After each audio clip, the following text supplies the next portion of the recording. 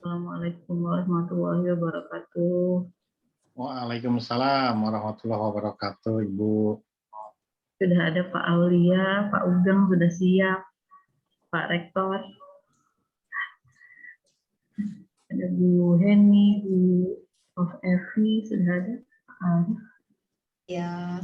Akhirnya kita mulai jam 9 ya. Berarti masih ada beberapa saat sebelum dimulai.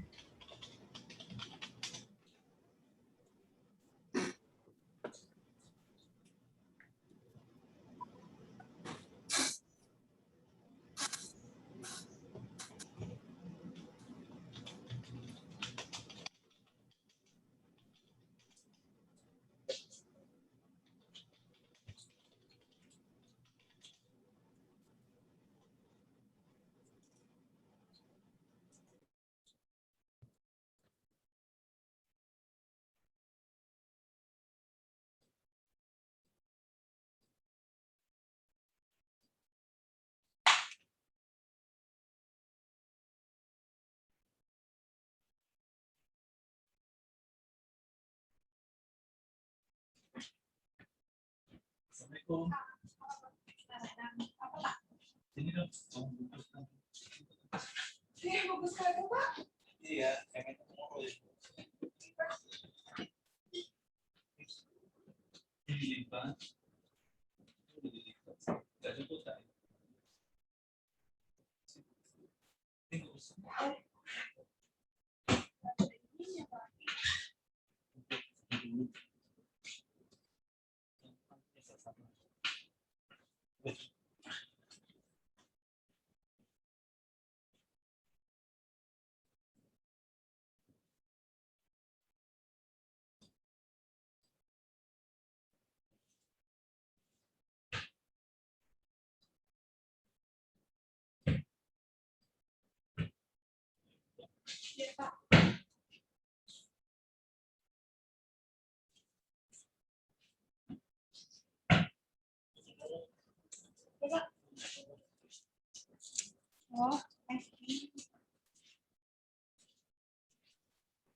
Jadi selamat pagi Bapak Ibu, kita akan mulai beberapa menit lagi.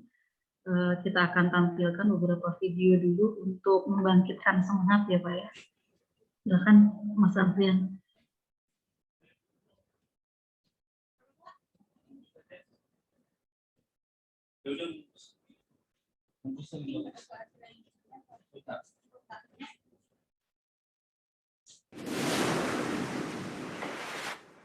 Selamat datang. Selamat datang. Selamat datang di Universitas Pelita Bangsa.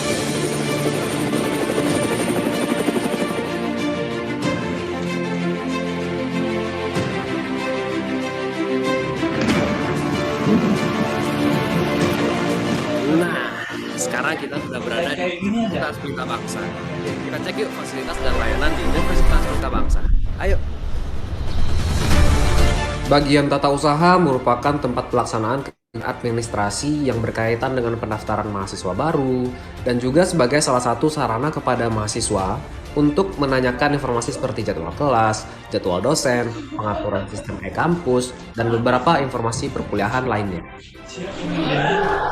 Nah, sekarang kita lagi berada di depan ruangan akademik.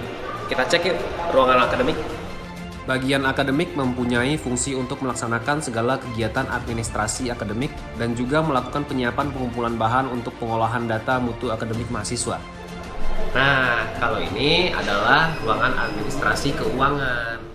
Bagian keuangan memiliki beberapa kegiatan seperti menerima proses pembayaran pendaftaran mahasiswa baru, mengadministrasikan data keuangan yang terkait dengan kegiatan-kegiatan akademika, menjelaskan terkait dengan masalah pembayaran mahasiswa, melakukan verifikasi kartu UTS dan UAS, dan melakukan verifikasi pembayaran mahasiswa.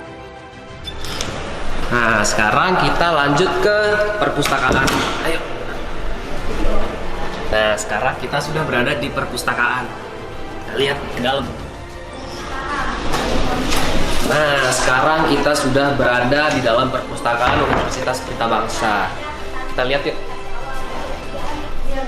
Jadi sebelum masuk harus diisi dulu buku tamunya. Diisi, udah, kita masuk. Perpustakaan Universitas Pelita Bangsa dilengkapi dengan ribuan buku dan karya tulis mahasiswa sebagai pedoman dan acuan dalam kegiatan belajar dan mengajar. Nah, sekarang kita ke ruangan sarana dan prasarana, ruangan Sarpras. Bagian Sarpras mempunyai tugas melaksanakan pelayanan umum meliputi pengadaan inventaris dan memfasilitasi peralatan kegiatan yang ada di dalam lingkungan universitas. Untuk mahasiswa sendiri, bagian Sarpras juga biasa digunakan sebagai tempat untuk pengambilan jaket alma mater dan pengambilan toga untuk peserta wisuda.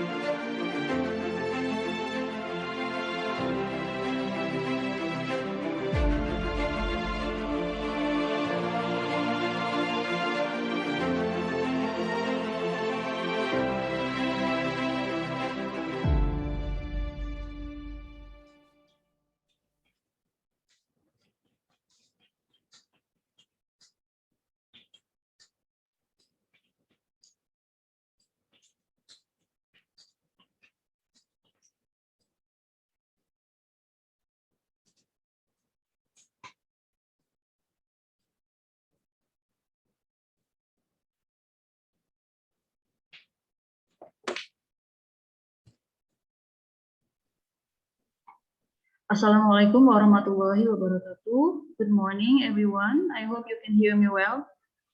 I hope you can hear my voice. Dr. Retno, good morning. Can you hear me? Yeah, I hope you can hear me very well.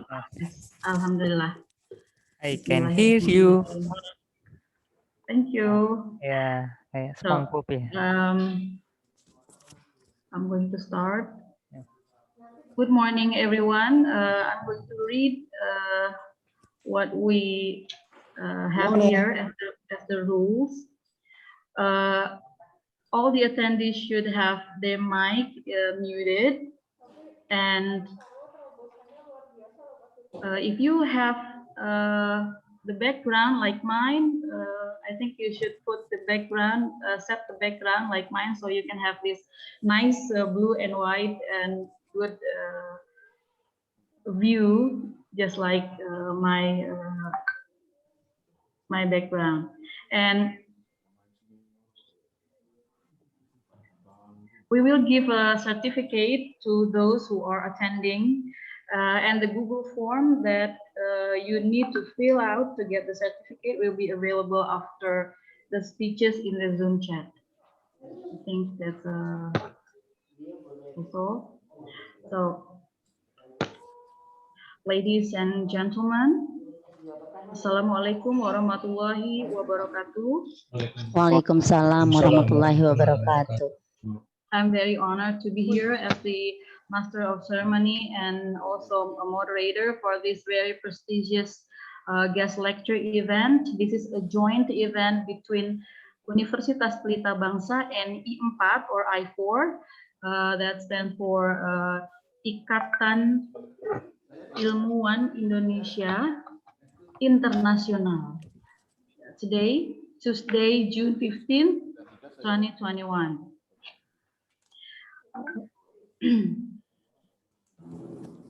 Okay. Ladies and gentlemen, let's welcome Director of Universitas Pelita Bangsa, Mr. Hamzah Muhammad Mardiputra, SKMMM, the Dean of Teknik Faculty, Ms. Putri Anggunsari, ST MSI, the Dean of Business and Economic Faculty, Ms. Priyatni Nurastuti, SAMM, the Dean of Islamic Faculty, Dr. Sarwo Edi, SAGMM, the Dean of Education and Humanity Faculty, Dr. Miftah, the Director of DPPM, Dr. Retno Purwani Setianingrum. And let's welcome also Managing Director of I4 Southeast Asia, Associate Professor Helena Wong from Nanyang Technological University, Singapore. She's going to give a presentation later about I4. And let's welcome our honorable lecturers today.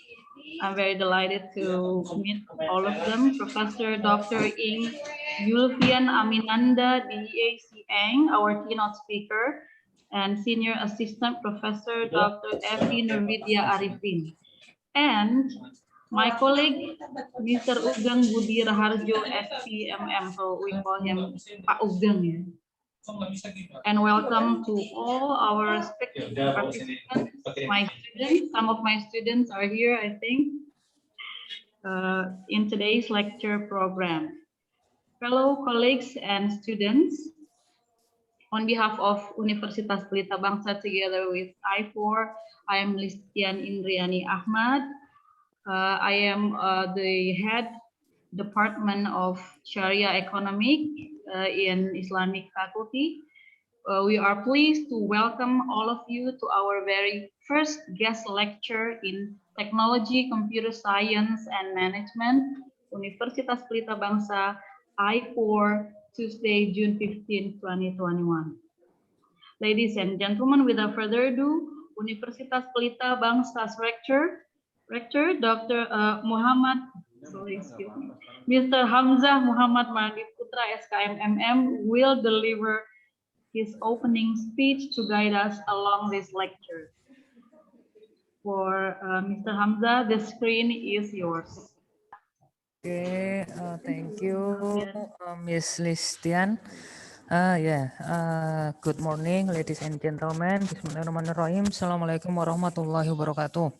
Waalaikumsalam warahmatullahi wabarakatuh. The Honorable Prof. Lydia Helena Wong from Nanyang Technological University, Singapore. The Honorable Ms. Dr. Evi Nurvidya Arifi, Senior Assistant Professor, Center for Advanced Research, University Brunei Darussalam. The Honorable Mr. Prof. Dr.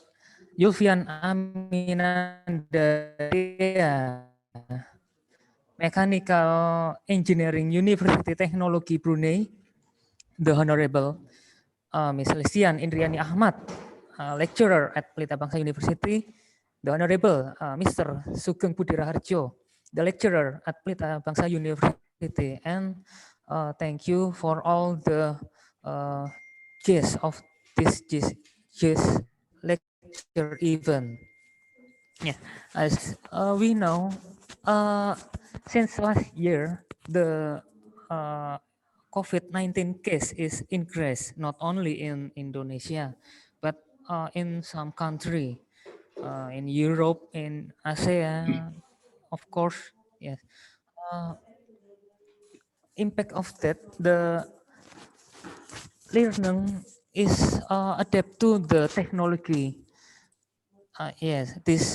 The objective of this lecture event is to support the learning system as well as open new insight, get international experience for all of us. The guest lecture event this time with the theme of implementation of e-learning in the new normal era of COVID-19, where we are currently in a normal state. We are required to be able to develop a learning system for the student and the lecturer, the teacher, the many of us. The learning system can be carried out even in a pandemic, but students can learn through e-learning. Yes, we can learn everywhere, every time. Nah, with this e-learning system, we can learn with the lecture in the many country, in many place.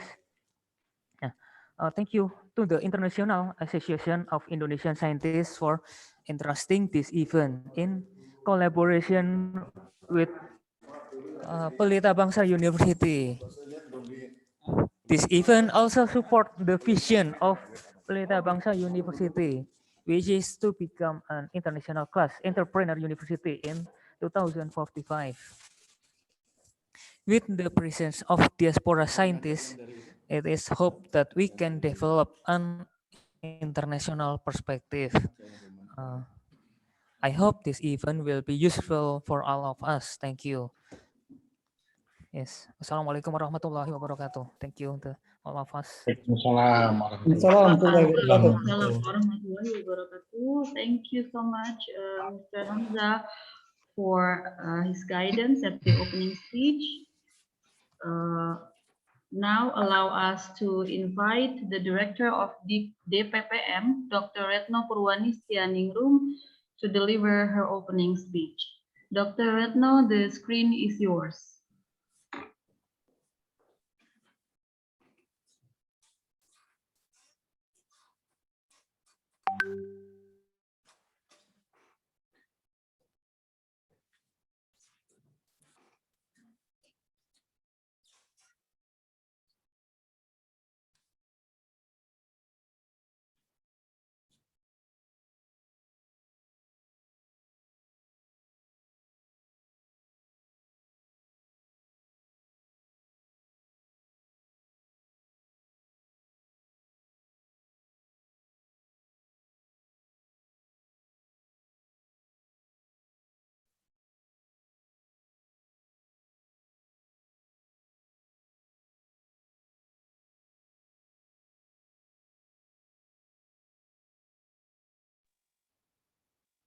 As we know, my student probably already know that Pelita Bangsa is one of the biggest university in Bekasi Regency, and we have this slogan, kampus megah yang tidak mahal. Our slogan is the luxurious campus that is inexpensive. So it's really an honor for Pelita Bangsa to have this joint event with I4. And after this speech, we will hear more about I4 or I4 from Associate Professor Helena Wong, Lydia Helena Wong. And personally from Pelita Bangsa, we really want to be a part of I4 because we want to be a larger part of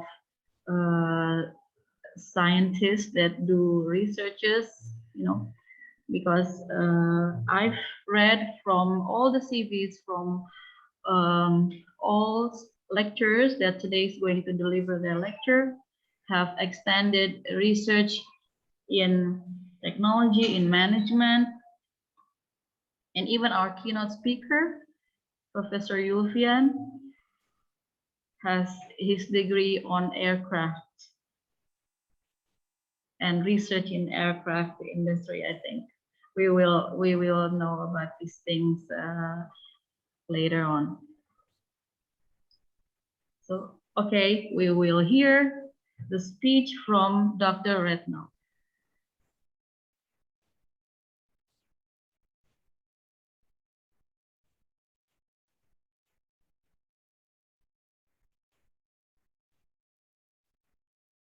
Good morning, ladies and gentlemen of the Ikatan Ilmuwan Indonesia Internasional I4 Diaspora. And good morning to the keynote speaker of this guest lecture event, a cooperation between the Directorate of Research and Community Service of Pelita Bangsa University and I4 Diaspora. And good morning to all participants. We are very grateful Assistant Professor Dr. Wahyu Kaisarendra from the University of Brunei Darussalam, Associate Professor Lydia Helena Wong from Nanyang Technology University, Singapore, Senior Assistant Professor Dr. Evi Nurfidia Arifin from the University of Brunei Darussalam, Prof. Dr. Engineering Yulfian Aminanda, DEAG Engineering, University of Technology Brunei, Mr. Sugeng Budi Raharjo, STMM from Pelita Bangsa University, for holding this guest lecture event in collaboration with DPPM Pelita Bangsa University and I4 Diaspora. Hopefully, this guest lecture event will run successfully and a lot of knowledge will be gained by the participant who take parts in this event. It is hoped that the guest lecture event participant will be given the opportunity to become members of IFO Diaspora so that more scientists in Indonesia can be increase their knowledge. It is also hoped that the guest lecture event participant will benefit from the opportunity to be able to go international so that they can improve their skill, which is beneficial for the Indonesian nation. We hope that the cooperation between Pelita Bangsa University and IFO Diaspora will run well and can regularly hold get lesser event as well as the collaboration in the field of teaching, research and other field in accordance with the program organized by IFO Diaspora. Thank you very much.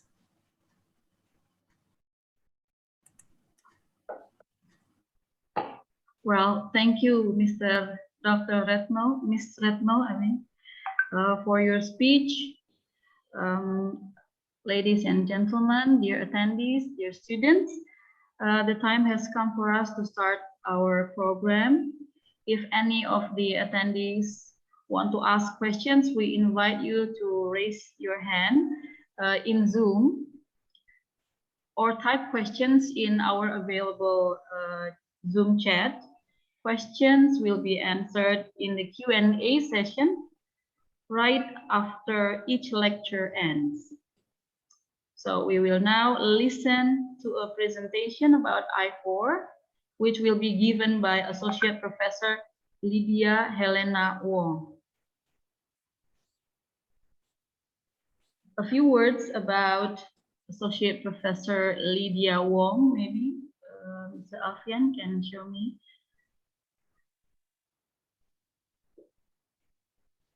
Associate Professor Lydia Helena Wong, interested in the investigation of structure and chemical modification of materials to improve electronic transport properties. She has been working on the band gap engineering of strain CCG heterostructure for high mobility electronic devices.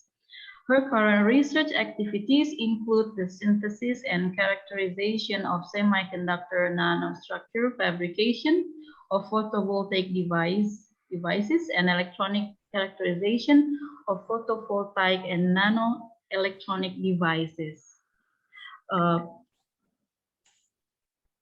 Professor Lydia received her Bachelor in Applied Science with honors and PhD in Material Science and Engineering from NTU.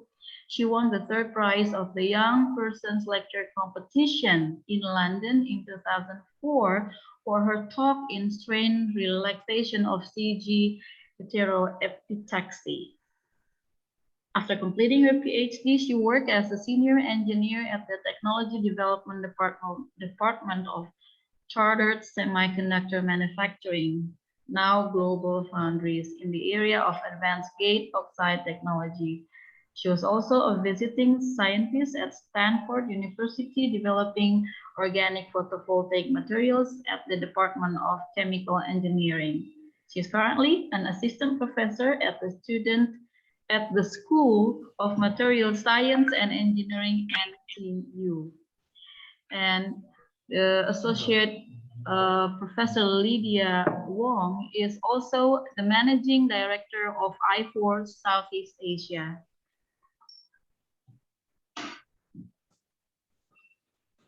We're delighted to hear about I4, and it is an honor for us to give the screen to Associate Professor Lydia. Associate Professor Lydia Wong, the screen is yours. Okay, thank you so much for the nice introduction. Can you hear me clearly? Yes, we can hear your sound. Okay, all right. Selamat pagi Bapak Ibu yang saya hormati. Terima kasih banyak atas kesempatan yang diberikan kepada I4 untuk berpartisipasi dalam acara ini. Thank you very much for inviting us, I4, to participate in your webinar. It is really our pleasure to share our activities and the opportunities for Indonesian scientists to join I4 and the range of activities and opportunities that we are trying to develop for the advancement of Indonesian science. So if you allow me, let me now share screen for my presentation. Okay. Okay. So as introduced by our MC today, my name is Lydia, and I'm currently an associate professor at NTU Singapore. Just to give you, but today I will be speaking to introduce I4 or Ikatan Ilmuwan Internasional Indonesia yang visi misinya ada di slide berikut ini ya. Forgive me a little bit because I am trying to synchronize my eyes and my brain and my mouth, who is speaking English but reading Indonesian language. Yeah. So the vision of I4 is really to try to be catalyst of a collaboration between the Indonesian diaspora scientists who are currently living overseas and Indonesian scientists in Indonesia. And our mission is really trying to improve the accessibility of Indonesian diaspora to the local Indonesian scientist community, so that together we will be able to enhance the scientific and education quality in Indonesia. Okay, so this is the struktur organisasi of I4. We have Dewan Pembina Ketua Umum, who is currently held by Professor Dr. Muhammad Aziz from University of Tokyo. Secretaries General Dr. Sastia Putri, also in Japan currently. And then we have a group of pengurus harian who are handling all of this graphic multimedia, etc.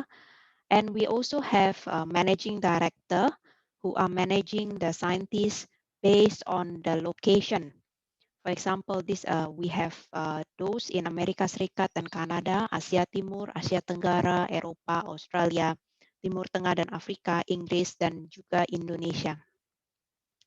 And then we also have a koordinator cluster ilmu pengetahuan, which is listed here, but maybe those that are most relevant for UPB could be those in the energy, kimia, teknik kimia, proses metalurgi, atau sejarah, budaya, antropologi, hukum, kebijakan publik dan politik, juga ekonomi, fiskal, dan perencanaan. Ada juga telkom, robotics, IT, AI, dan big data. Yeah. Later I will share with you how you can be part of I4 if you're interested. So this is the statistic about our membership. Okay, most of our members are actually from Indonesia and staying in Indonesia, and about 1/3 are staying in overseas. Yeah, so we actually have more Indonesian scientists staying in Indonesia than those staying overseas. Okay, and this is the statistic based on the cluster keilmuan that are joined by our members. Okay. So these are some examples of the past activities of I4. Okay. Since 2016, we have participated annually in the a world-class visiting scientist forum or symposium Cendekia Kelas Dunia, di mana before COVID, annually we will visit Indonesia to join the big symposium and also to visit many universities across Indonesia, from Sumatra all the way to from the west to the east of Indonesia. And then most recently, because of COVID, the Symposia Cendekia Kelas Dunia diadakan secara daring online in 2020. And we also started to have matchmaking events to facilitate joint publication as well as joint research grant application between Indonesia and Europe or other parts of the world. Okay. And we also started the I4 Prime program, which aimed to help Indonesian scientists write scientific papers and to improve the quality of the scientific papers. Okay, so the main objective of the collaboration is really to create a long-term collaboration network between Indonesian scientists in the world. So it will usually start from the initial start where we have one-to-one exchange program, and then in the advanced stage when we have a joint research collaboration, and then hopefully in the longer term there will be a stage where we can have a capacity building and co-creation of satellite or collaborative lab in Indonesia with the Indonesian diaspora. Okay, so for I4 Asia Tenggara itself, we started in 2020, and it consists of all countries in Southeast Asia except Indonesia. And the reason is because there is a separate organization for I4 Indonesia. Yeah. So for I4 Asia Tenggara, it is managed by myself in Singapore, Dr. Jundika in Malaysia, and Dr. Wahyu Sesarendra di Brunei Darussalam. Yeah. Just a short introduction for myself, as just now already given by the MC. I'm currently an associate professor in NTU, and my research interest is actually in the clean energy. I develop materials for solar cells, solar fuels, and printable inks. Yeah. Dr. Jundika, who is the Deputy Managing Director in Malaysia, he is currently at the University Technology Petronas as a senior lecturer or assistant professor. Dr. Jundika research area thermal fluid engineering, energy system, thermal energy, etc. He is from the Department of Mechanical Engineering. Okay. While another Deputy Managing Director is Dr. Wahyu Sesarendra from University of Brunei Darussalam. So Professor Wahyu research interests includes product design, mechatronics and robotics, smart manufacturing, as well as machine learning and deep learning. Okay, so in Singapore, we have around probably 50 to, this is not updated, yeah, we probably have more than between 50 to 100 scientists working as research scientists in government labs, scientists and research engineers working in multinational corporation, as well as faculty members in the university, NUS, NTU, SMU, and SUTD. And many of us have research area in the physics, material science, renewable energy, electronics, AI, data science, computer science, chemical, biomedical, civil, and mechanical engineering. In Malaysia, there are even more than in Singapore. There are scientists working in multinational corporation as well as faculty members at University of Malaya, UTM, IIUM, etc., with expertise from food science, halal science, energy, social science, etc. In Brunei Darussalam or Philippines, there are more than 30 diaspora working as scientists or engineers at oil and gas companies and faculty members at UBD, Universitas Teknologi Brunei dan lain sebagainya, with various expertise including Islamic law, Islamic banking, aeroplane engineering, mechanical engineering, social science, IT, and data analysis. I think our guest speaker from UBD today will be able to tell you more about the activities and the education in Brunei Darussalam, which is currently has also rise up in ranking. So recently we heard that it is the rank 4 in Southeast Asia. UBD rank 4 in Southeast Asia. Okay, so as part of our collaboration with Indonesian scientists, many of us are regularly invited to give a talk in Indonesia University. This is before COVID, yeah. We hope that after COVID is over, we'll be able to resume many of these activities. And finally, if you are interested to join I4 to take benefit of the platform and opportunities to collaborate with Indonesian scientists, this is the QR code that you can scan and access the registration page of I4. And if you would like to have any more questions, feel free to email me or Dr. Jundika, whose email are given on this page. Okay, so with that, I would like to thank you once again, and I'll be happy to answer any questions. Thank you.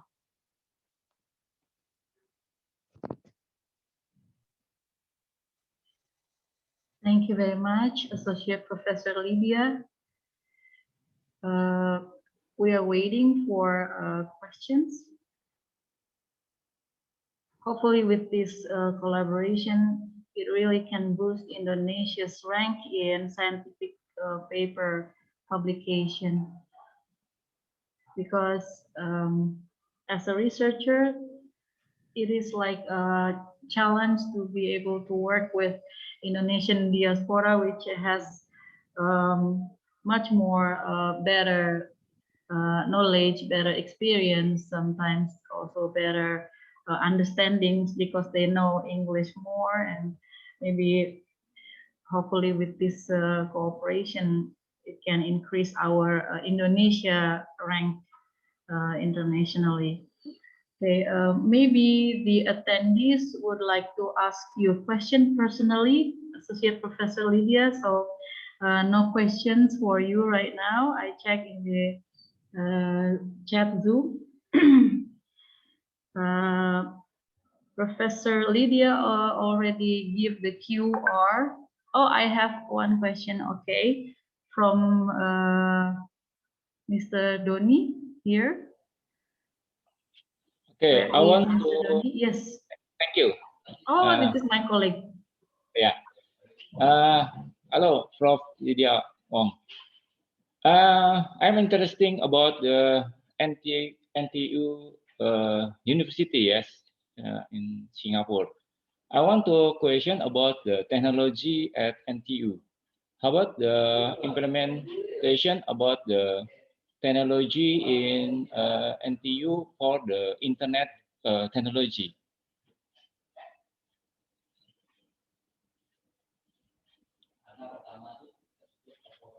Yes. Maybe can you be a little bit more specific? What kind of internet technology? Maybe just to share our, I mean, our campus. I think in like all the campus in Indonesia are connected by internet, by Wi-Fi, and we have during COVID-19, all of our lectures are conducted online. So students can access the lecture everywhere, wherever they are. Yeah. Maybe you could be more specific so that I can give you a better answer. Mr. Doni, can you be more specific with the question? Okay.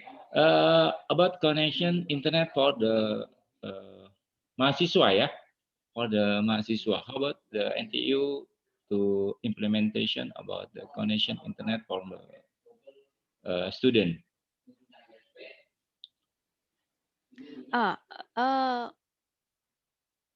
Okay, I guess maybe in Singapore, because we are a small city and we have one of the highest internet connectivity in the world, most of our students are very familiar with internet-based or distant learning. Even before COVID-19, I think more than 50% of our lectures are already recorded and already accessible online. So distant learning or e-learning is not something strange for us, even before COVID.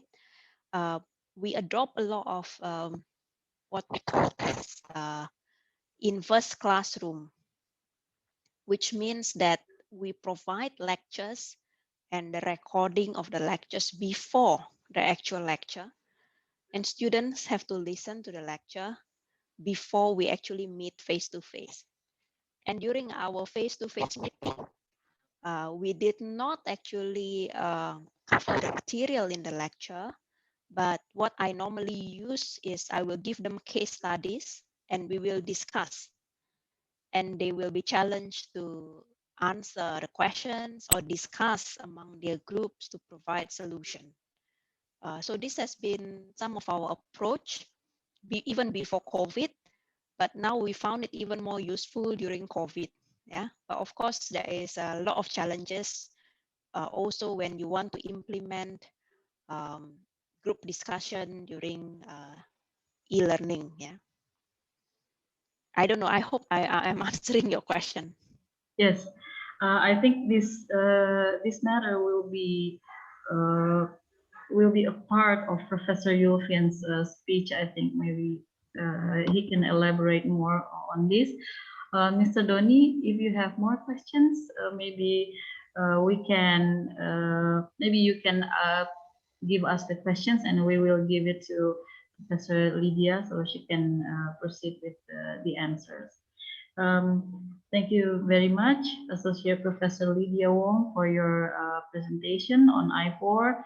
Really, I'm really interested in this organization. Hopefully, the mission and the vision of I4 will be achieved successfully, so we all can have a better scientific, better research in the future.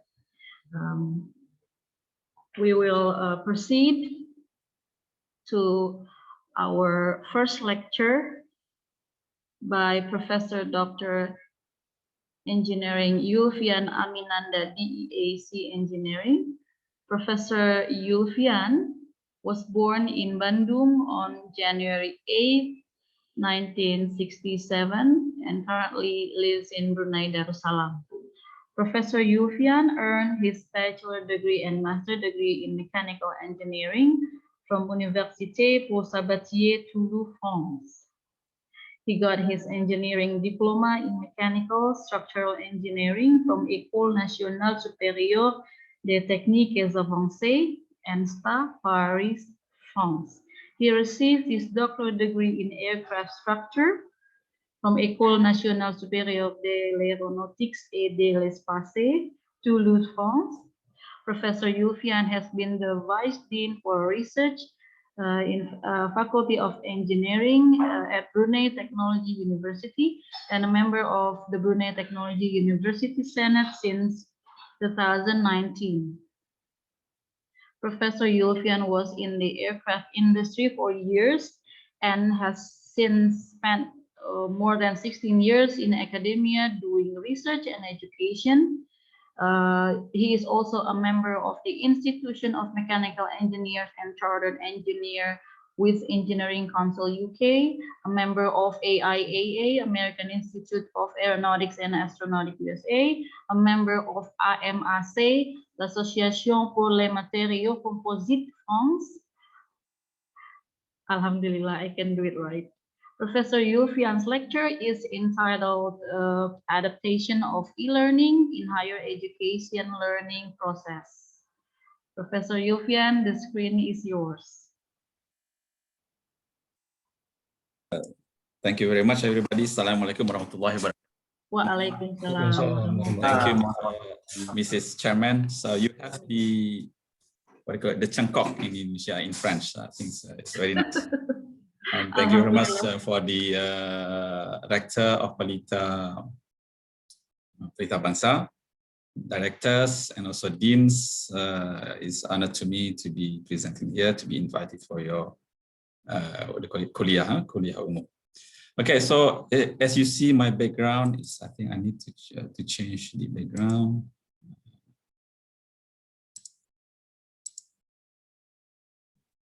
So from my background, my research area is in aircraft structure, basically, so more on composite. But for today, kuliah, I will not talk about aerospace because when I saw the titles of the conference, this is in computing, I think computing and internet. So then I just propose one of the topic which is currently maybe very interesting and everybody look at into it, which is on the e-learning process in higher learning education. Why I would like to propose this one, because as one of the management members in the UTB and also in Malaysia before, nowadays management education also become important. So I'm going more toward that one recently in several years back. So that's why now I propose this theme, if you want. Hopefully it can be fruitful, especially for the people who take we call it who hold a policy decision post in the universities. Okay, then I trying to share screen. Can you see my screen? Is it okay? Okay. All right. All right. So how to adapt during the COVID? So the content will be the background. I will try to bring my experience within UTB because the COVID happened when I joined UTB. So as a public management, we are suddenly in panic in such to how to basically adapt to these situations, especially on the delivering or teaching learning and its assessment as well, and how basically later on to evaluate whether the learning process assessments has a successful achievement compared to without the COVID.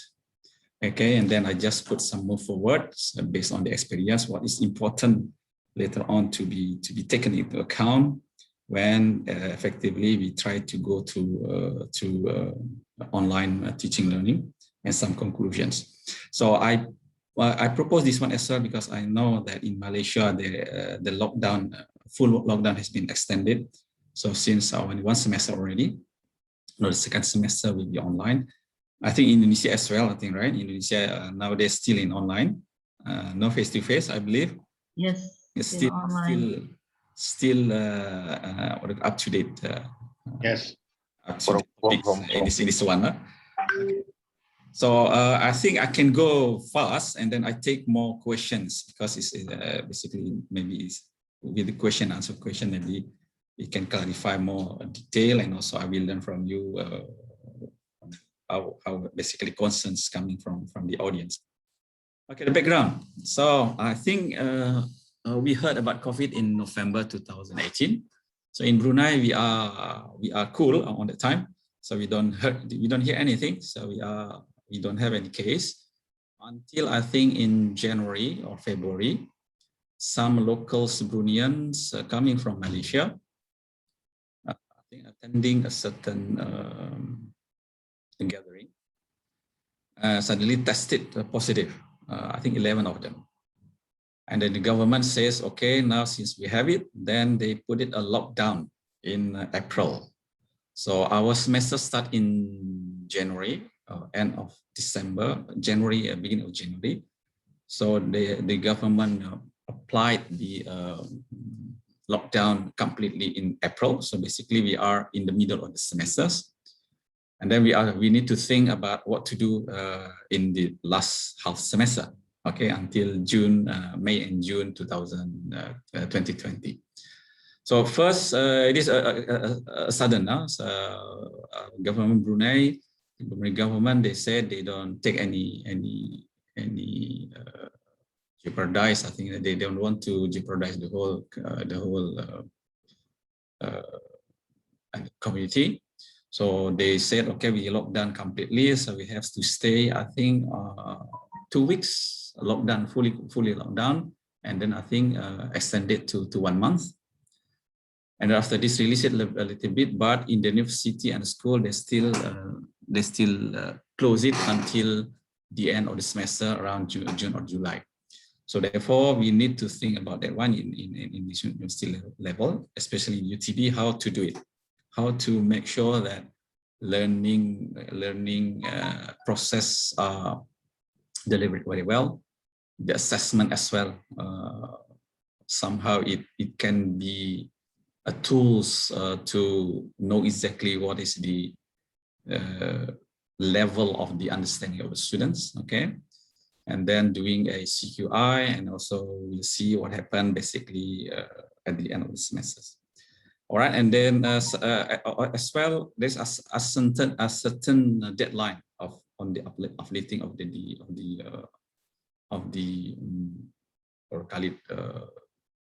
COVID measure. So at the beginning, there's a lockdown, total lockdown. After 1 month, they said, okay, now we relax it a bit, and then we have a kind of we can circulate, but with a distance, what we call it, distancing policy. But still, distance policy will not affect to the universities. Then we don't know exactly how this policy will be uplifting, because it depends on case by case. Every day, the Ministry of Health report on the TV, and then we don't know exactly. We cannot predict basically how the distancing will be uplifted, or whether the fully relaxation will be given, and so on.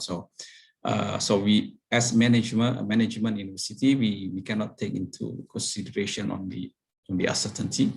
So basically, we on that time, on the April, that we decided at least we have to have a policy until the end of the semester. Okay, that's what we have now. Okay. So not only that, once we have to have a appropriate management in learning processes. So it's not only about e-learning, but also how we manage it, how we will arrange, for example, on the e-learning between lecturers, for example. So the schedule will be different, because now everything assessment also online.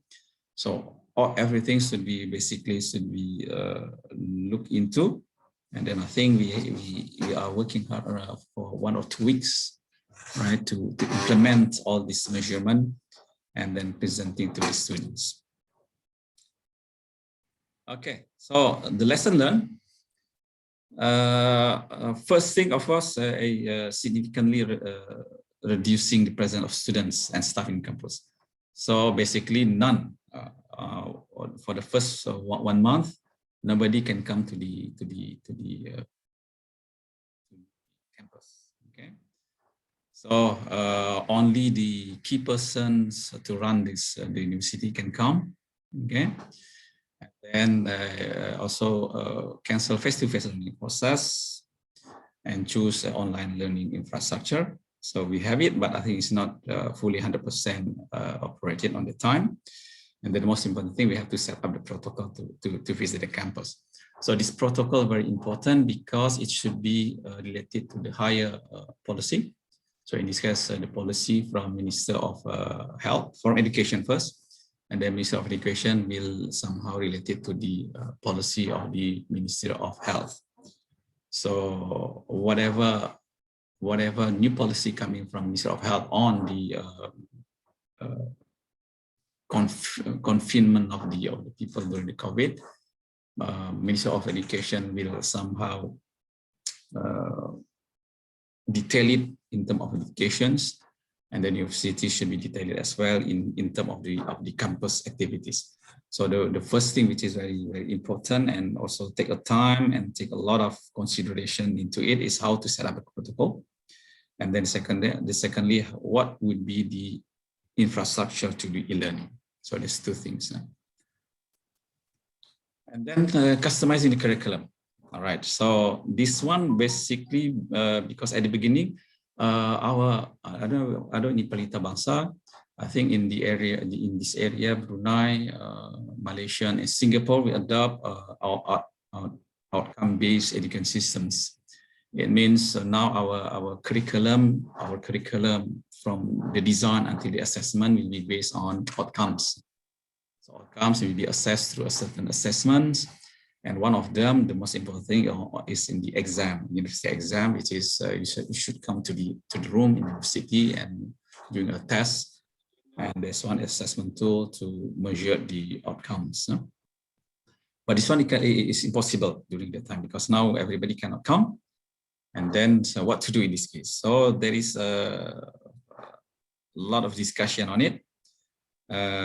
Sometimes they said, okay, if really basically if we cannot, let's say during the lockdown, we cannot come into the university, there's two things.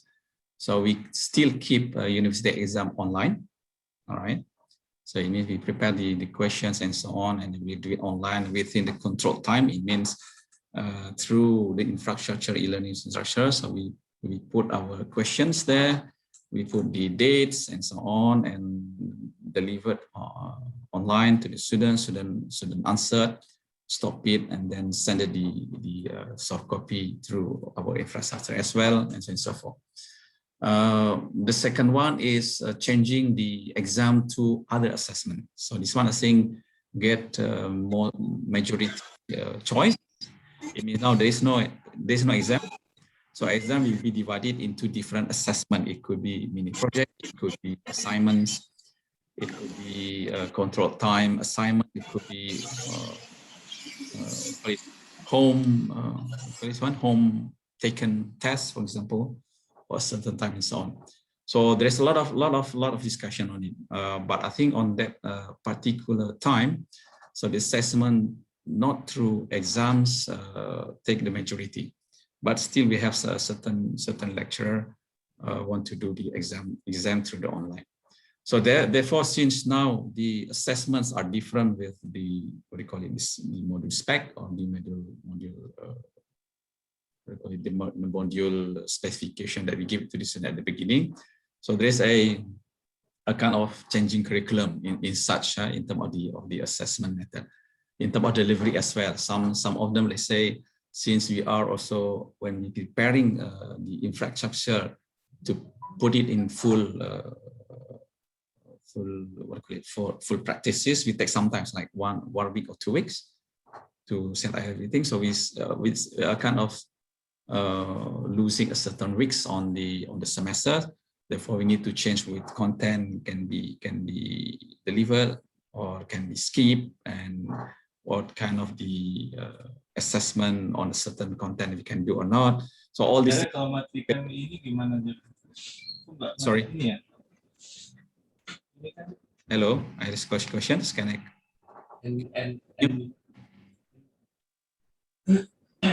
Hello. Can I continue? No. Can you hear me? Okay. Is there any problem? No. No, sir. Okay. Thanks. All right. And after this is schedule adaptations. All right. For example, the one which is very important, as I said, so we still sometimes we miss certain weeks on the semesters, and the big problems, for example, on the final year projects, labs, which should be doing exactly within the labs. So then we set up a protocol to come one by one with a certain time and so on. And also there's a delay. So there is also sometimes that cannot, let's say, assess the students this semester, right? So the result, maybe we can assess the next semester. So a lot of schedule adaptation as well. So there's curriculum adaptation, schedule adaptation in terms of the results and stuff. Okay. Now, about the infrastructure and technology and human resources readiness. So as in the Singapore, we have also already our infrastructure using Moodle, teaching learning, but it's not 100% fully used in terms of the module that was offered by Moodle. For example, e-learning, we don't have it. So then in this case, we use other means for the online teaching learning. Therefore, here in this case, a lot of chaotic as well. So because students propose a certain software, one lecturer propose another lecturer propose another one, Zoom or Google Meeting, and so forth. So in this case, a lot of software, and suddenly at the end of the day, we are all kind of put it by a lot of application and so forth. So we need to learn, especially students need to learn different type of software and so forth. So on that one, then we decided that we need to use a one only, right? One education pack software. And then, but this one, I think basically after that, because we don't want to lose more weeks in the semester. So we let whatever the lecturer want to do it and discuss with the student whether they are comfortable with it. But at least at the end of the semester, we decide on the softwares. Yeah? All right, so something like this. And assessment as well. So as I said before, so since now, let's say one lecturer says, okay, my exam will be changing to different number of assignments. Then the other lecturers doing the same thing. You will end up with the students having so much assessments. Okay, so they complain to us. They are overwhelmed by the assignments given sporadically by the lecturer. Okay, there's also one lessons then we have to look at. So what we do basically quickly, then we put a timetable. So not only timetable of teaching learning, but also timetable of the assignments durations. It means when the certain assignments start and when it should be submitted.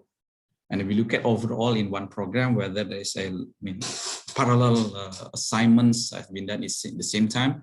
So then we have to somehow distribute it and give it to everybody. So with this assessment scheduling, somehow alleviate a bit the burden to the students. The second one is lesson list on the quality control of the assessments, right?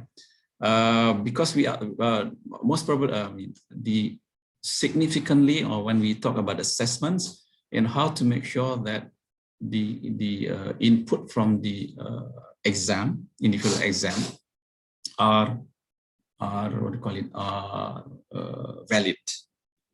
Because when we do a test or individually in online, we don't have any means to check whether the students really doing it individually. Yeah, but it's very, very difficult to check it. So that's why we said that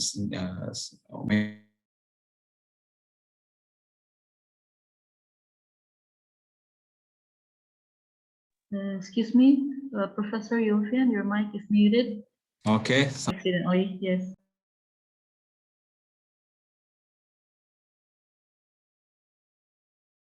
Unmute. Sadi, the host mute me. All right. Now. Accidentally, I think. Okay. Sorry, Professor. So there is a quality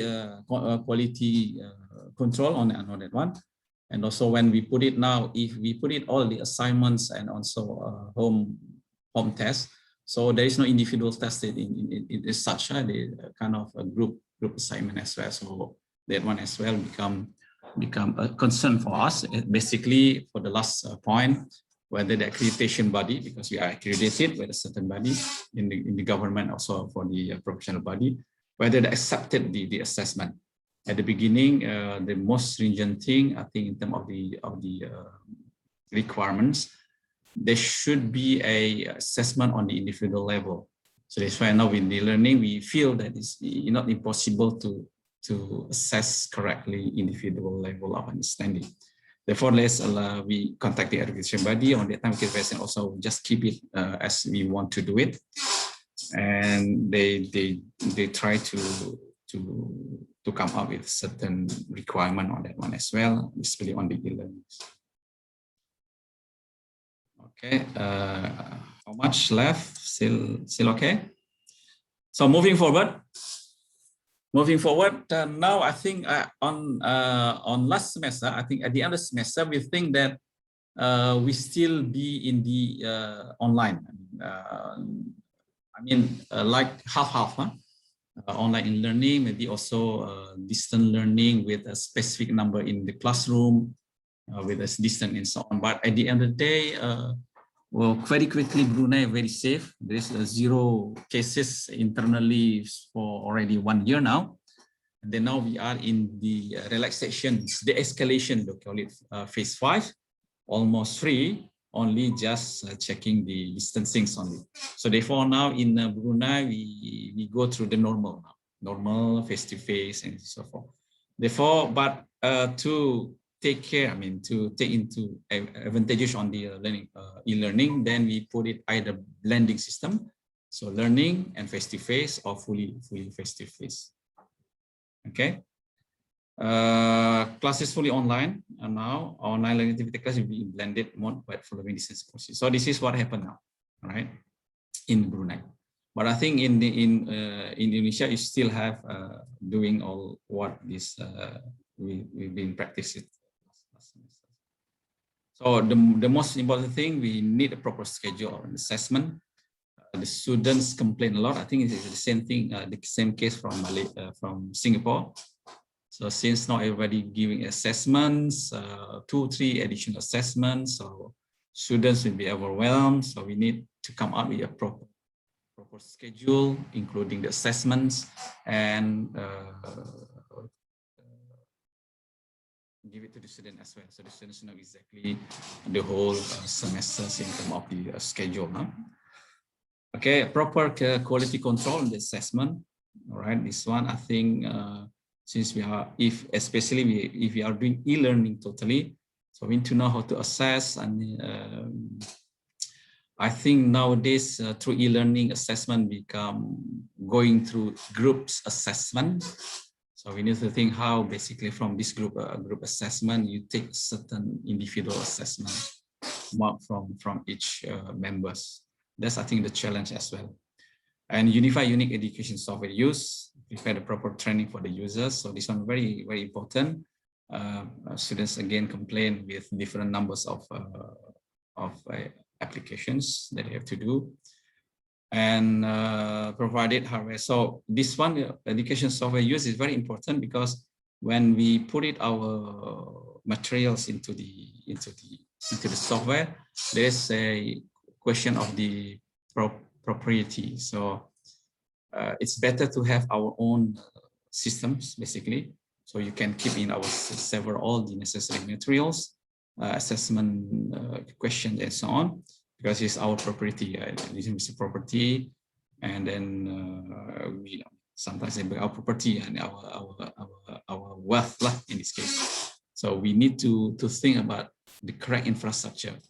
Let's say we use commercial software, then how somehow all the data you can keep it with you.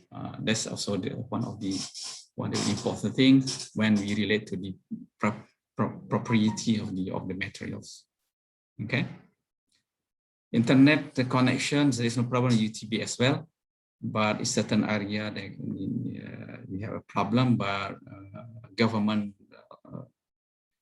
help a lot of students to get the connection as well.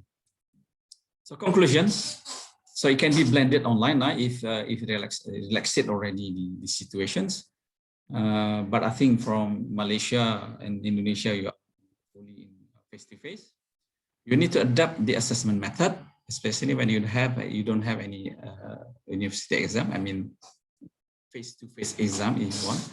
You have midterm and exam basically, which is heavily assess the individual capability and capacity. So we need to think how to replace it, which is maybe equivalent to the outcomes that you set up for the exam universities. schedule. So we need to really, we are in the beginning of semesters, I think, in Malaysia, in Indonesia as well, right? So I think if you go to the face-to-face, don't just give the liberty to the lecturer to give any numbers, any time of the assessment to the students. You have to do a proper big schedule. So when will be the class of certain class, and then when the assignment number 1, when is the starting date, what is the period, what is the submission date, and look at the whole schedule, and look at whether there's a cramped schedule there, and then you have to relax a bit and so forth. That's very important. I think it's really different with the face-to-face, because face-to-face we have exactly the class, you have tutorial class, you have labs, right? And then you can give it assessment to the students after class. So we know exactly the schedule. Now it's very difficult to control the schedule as well. Okay, and then we have to go through CQI, or the outcomes. Okay, new one, because when we decided CQI, this is based on the previous curriculum.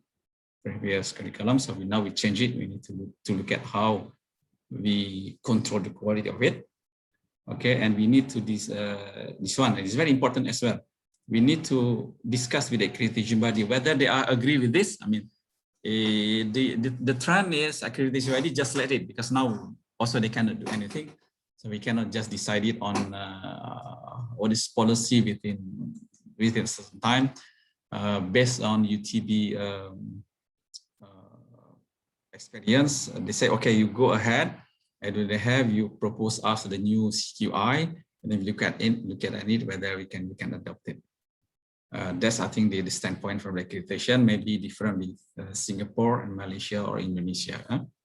And the most important thing, investment in infrastructure. And my point, we have all the materials, is our wealth, university wealth. There's a lot of hours putting on it. Every lecturer put it a lot of hours on it.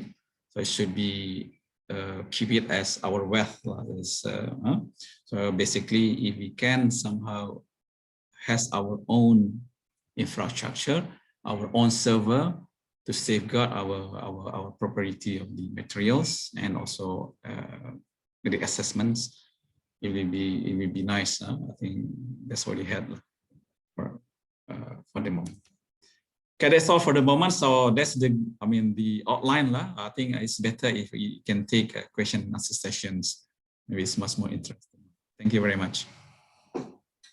Thank you very much, Professor Yofian, for the lecture. We have 2 attendees with 2 questions. The first one is Ms. Viciwati from Universitas Mercu Buana.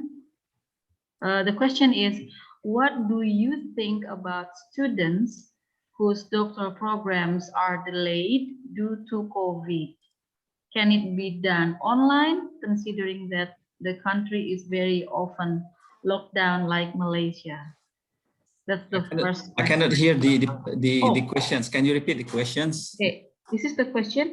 What do you think about students? This is like a doctoral program students whose programs are delayed due to COVID. Yeah. Can it be done online? Yeah. Online for doctorate basically is easy. I mean, easy compared to the undergrad, because undergrads we have proper class and so on. But postgrad, normally we don't have a class. So basically, if you take postgrad by research, doctorate normally by research. So in terms of the delivering of the knowledge, it's not problem to going through the e-learning. But the problem will come when you have to do, for example, for engineering, to do the testing, experimentations in the labs. Yeah. Oh, I think this one is very difficult to do it online. With, physically. So what we can do basically, if the policy on the lockdown is not so stringent, I mean, you cannot somehow really go out from your house, for example, then we can do a protocol. It means the lab can do a protocol. For example, if you want to do a certain test or experiment, then you have to register online first. And then check again whether the schedule is somebody there and so on. So basically, if it's not too stringent, which is maybe you cannot go outside of the house, but still you can go ahead, then it's necessary a protocol. You have to set up in the university a protocol. Let's say one in a time for 2 hours, 3 hours to do a test, something like that. So you have to make a schedule. You have to have a proper SOP, right? We have to register and then go to the university, take some signature of the authority, come in and then check the temperature and so forth. Then you can do it. That's the first thing. The second one, basically, also, if you can do that one as well, so there's a problem on gathering the data, for sure. Huh? So it happened as well in UTB adopt the protocol. So if the students do it within the UTB, normally they don't have any problem. They can do it through the SOP. But the problem is we have a joint research with external universities, basically with the overseas. Then we have a problem. Okay. Well, a problem is such that you have to do it the experiment anyway, right? So the one collaboration we did is with the Japanese, for example, Osaka University. So we will send the students to Osaka, doing some experiments under professor there, getting the data, do something analysis, come back again to UTB and do something. This one has a impact basically because you cannot travel it, okay, and you cannot get the data because you cannot do a test, which if we don't have any equipment, for example, that we can do. There, in this case, we have we put a policy by saying that if this is really because of the gathering data, which is impossible because of the COVID, we cannot go outside, then basically we can skip those periods. Let's say if you are doing a doctorate in 3 years, so that part basically we can say either we call it interruption studies, okay, or you do extension later on. Then basically we said, okay, for these specific reasons, then we can give it the extension or interruption studies. That's the policy that we take it at the university level. Okay, our university also, Universitas Pelita Bangsa, we put effort in this protocols, in health protocols. I think for the case in Indonesia, it's not like totally locked down, isn't it? You still can circulate outside. Hopefully we can do more than that. So that's why protocol, SOPs, and scheduling or workload of the students we can do it. I think it's important in this case. Okay, Miss Visiwati said, "Thank you for your answers, sir." Okay, you're welcome.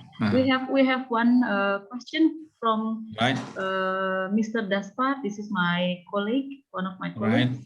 How to make sure for assessment or test results are valid? If you assess your student, how to make sure that the test results are valid? Because as Professor Yulfian mentioned, in Brunei, that Brunei has changed the method of the assessment during the pandemic. So could you tell us the answer? Yeah. All right. So our process basically in teaching learning is through outcome-based education system. So we plan at the beginning what type of assessment we have to do, right? How many and what outcomes that we have to assess a certain assessment. Everybody aware of this one. So we at the beginning of the semesters, we know it. We inform the students. This is how we assess you and so forth. In normal one is okay. I mean, if you ask about the validity of the assessment, basically you prepare your assessment tools.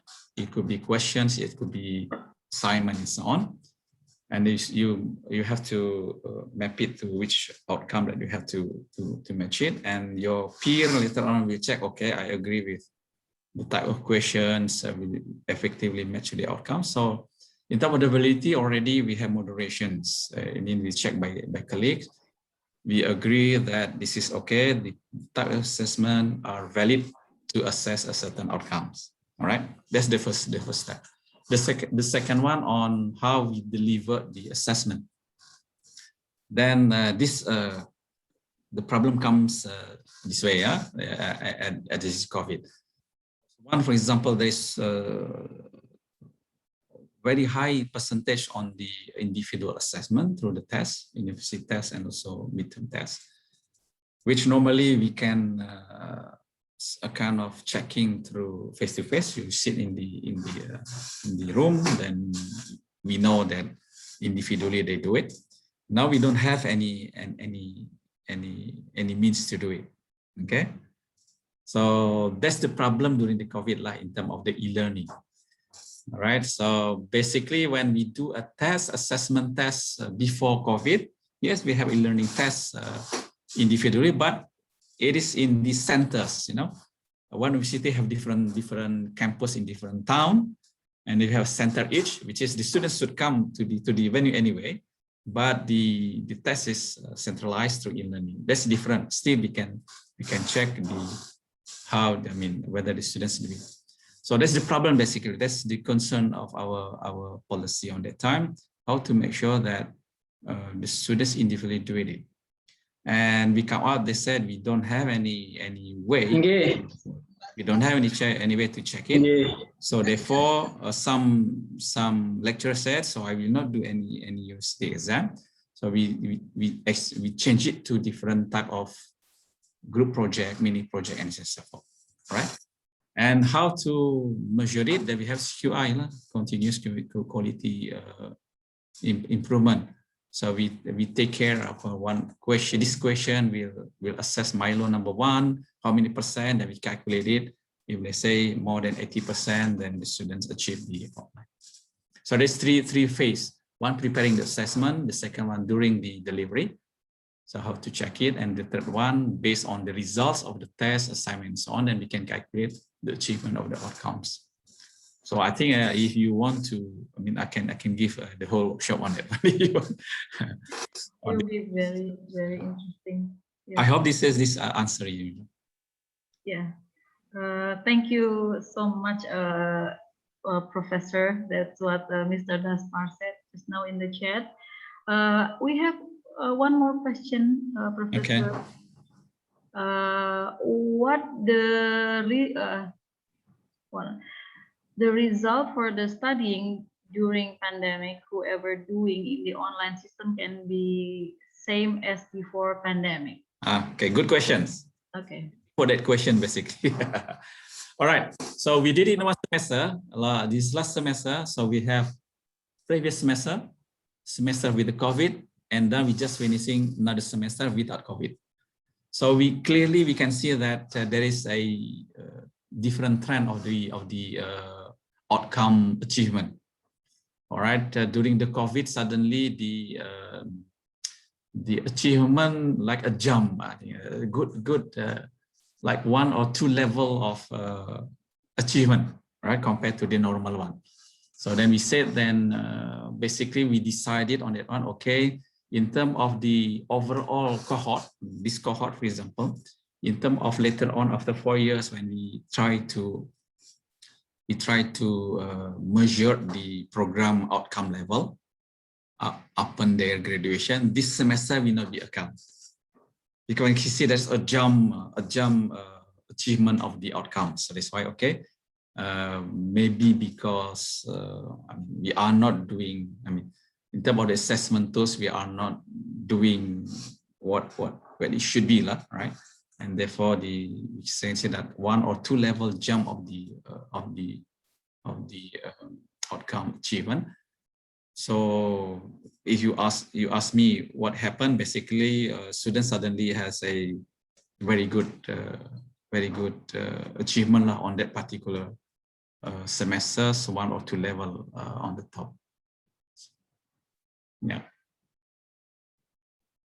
Thank you, Professor. We have another question from Mr. Ahmad Gunawan. This is also one of my colleagues. how to make online learning more interesting and not Okay. boring, and how to avoid plagiarism in every exam. All right. So there's two questions, how to make, not to make it boring. Okay, you will see that nowadays very interesting. Face-to-face, if the students bolos, they just go out to the class, we can see.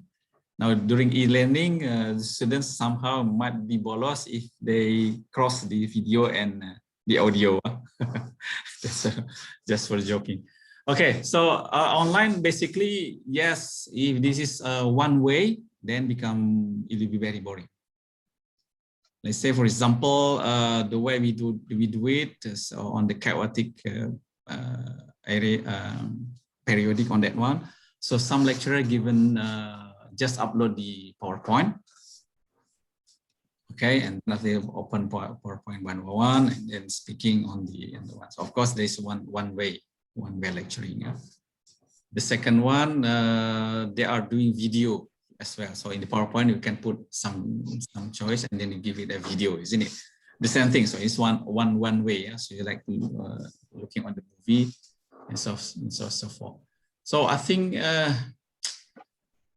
how to make it not boring. Basically, the same thing happen in the class. If you are doing teaching learning only one way, it's really boring, isn't it? So try to make it two ways. So you're asking and say, oh, what is this? Where is the students? Okay, something working and so on. I mean, just make it a two-way. So the second one, maybe you can give it sudden quiz in the middle, for example. So okay, now a quiz, and then suddenly everybody will wake up, something like that. So it really depends on your personality when you teach it, because I think in terms of the technology for the moment, you can this screen to screen, in my opinion. Mr. Daniel said thank you to you, Professor. You're welcome. Yufian, and we have Mr. Khalid Damanhuri raised his hand. Probably will ask the question himself. Please, Mr. Okay.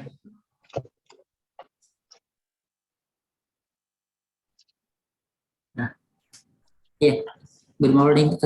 I'm sorry, I didn't listen your speech very well because I'm still in the office. Yeah, I am Khalid Damanhuri from master student of the Pelita Bangsa University. Actually, my question is same as Mr. Gunawan question. It's about the online class or e-learning. Yeah, I think it's something new in Indonesia. Still something new in Indonesia. So how to maintain the class to be always interesting? Because we know that if we do online class for a whole day, I feel so bored because we just sit and look at the screen a whole day. Because yeah, to be honest, I prefer to do offline class because I can hang out with my friend and do so many things outside, and that's more interesting. Yeah. Yes, so, that's what I feel as well as a educator. Basically, in my opinion, we cannot replace face-to-face. I think my experience says if I teach in the class, right, when I teach, yeah, to wake up the students, everybody understand all this one. Okay, we can see from the face, right? I think whether they understand or not. They say, "Hey, I understand," but we can in their face, you don't understand that. Sometimes they don't show their. This one is, I think we cannot change it through online, right? I think, right? Or we can walk around the class, I think, right? Approaching the students. I don't know. This one's we cannot change it anyway. So my personal experience in the class as well, not to board the students, you have to have a way to do it, isn't it? Right? I think interaction with students, going to the back, I think some jokes there, here and there, isn't it? I mean, asking and so on. I mean, that's, I think we cannot replace it in the online.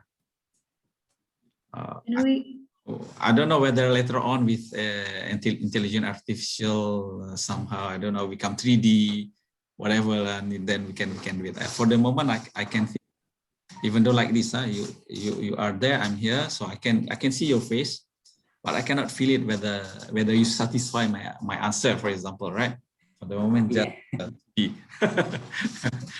all right, we can see yes, Okay. yes. But I don't think. I mean, you can see face to face that I can feel that whether you are satisfied with the answers or not. Okay. You have to find what is the way to do on board class through e-line. I think one way to do it, I think I do a joke, for example, okay, miss this, are you there? Yes, I don't believe you. Please shout, for example. Then shout and everybody laugh. I find okay lah. I think that's the way to do it. Okay.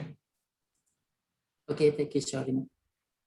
Thank you very much. Thank you, Mr. Khalid. Thank you, Professor Yufian. I think that was the last questions we have. Last questions, huh? Yeah, give the other speakers time to do it. Thank you. Your topic is very interesting. Thank you, Professor Yufian. Hopefully, this thing will end soon and we can go back to our normal studying, normal learning, yes, normal living. Just a question in Pelita, are you adopting OBE systems? OBA system, can you? Outcome-based education systems? Outcome-based, yeah, we are going to that okay. Still going. Yeah, the most important thing, how to prepare it, and the most important to do a CQI later on, how to analyze the outcome and so on. I think. Okay, thank you. Thank you, Professor Yufian. We look forward for the discussion with this thing. Okay. Before we continue to our second lecture by Professor Effie, I need to inform to our attendees to please fill out the Google form provided in the Zoom chat. We already put Google form in the in the Zoom chat. Please type your full name in the Google form so we can have the right spelling in your certificate. So now we will proceed our second lecture by Senior Assistant Professor Dr. Effie Nurvidya Arifin. Her title is going to be Population Aging and Economic Development in Asia. Dr. Effie, the screen is yours. Oh, before that, I have a few words on Dr. Effie. Senior Assistant Professor Dr. Effie Nurvidya Arifin is Senior Assistant Professor at the Center for Advanced Research, University Brunei Darussalam. She is a social statistician, demographer with multidisciplinary interest. She obtained her master's degree in population and labor from Universitas Indonesia. She is currently a member of International Advisory Board of Journal of Asia Population Studies, Taylor and Francis, for the period of 2019-2021. She is the principal investigator for the Asia Population Association, APA, scientific group on happy and healthy in old ages, hosted by Center for Advanced Research, CARE, UBD, for the period of 2019-2021. For shorter periods, she was a visiting research fellow at the Oxford Institute for Population Aging, United Kingdom, and ATSEM of University of Canberra, Australia, and Mohidol University, Thailand. She's been teaching in various universities, respectable universities. Professor Effie, I think now is our time to listen to your lecture. We really look forward to it. Thank you very much, everybody. Good morning, ladies and gentlemen. Thank you so much for inviting me to be one of the speakers for this morning. My talk is about one of my research area. As also you mentioned earlier in my CV, some of my work is related to the population aging. And I have been working on a population aging since 1997. At that time for Indonesia. So now population aging is actually the issue, the research topic for this century. Why for this century? Because not only everywhere in the world, we are facing the population aging. One of the things is that population aging because we are living longer. We are living longer has an impact. And then because of people living longer, and also people no longer have big family size. Many families no longer have, say, maybe 8 or 10 children, and now it's only 2, maybe 1 or 2. That has an impact to the population structure. That because of this changing has many different implications. So it's actually population aging is a development issue. It's a cross-cutting issue which all of us depend on your own background. We can contribute to the issue on the population aging. So one of my issue that I would like to share with you is that how population aging can be related to the economic development. And here focusing at the macro level, using a macro level data in Asia. So let me share my slides to facilitate our discussion and the presentation. Just wait a minute.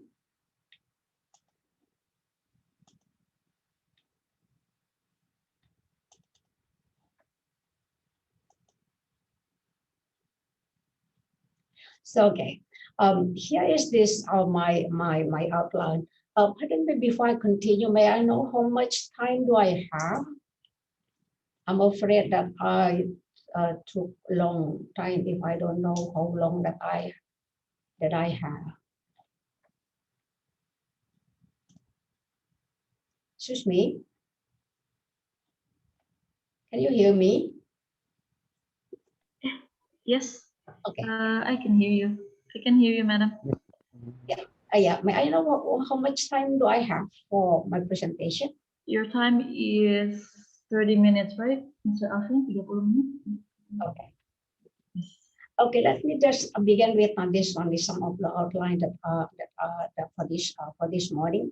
I will begin with the fear of the population aging. Why is the fear of population aging on? And also continue with the economic as population aging, economic development by stages of population aging, and the last one, some empirical studies using a statistical correlation to examine the economic development and aging. Before I go further with my presentation, just to refresh, to have some the same understanding about the population aging, which refers to the changes in the age composition of the population, which basically quantitatively is measured if there is an increase in the proportion of the older persons. The question here is that who are the older persons? Older persons from one country to another different, but for Indonesia officially, older persons, or in bahasa Indonesia lanjut usia atau lansia, defined officially in Indonesia based on the law number 13 1998 as anyone age 60 years and above. That in Indonesia. But in many other countries, older person also defined differently, some using 65 and above.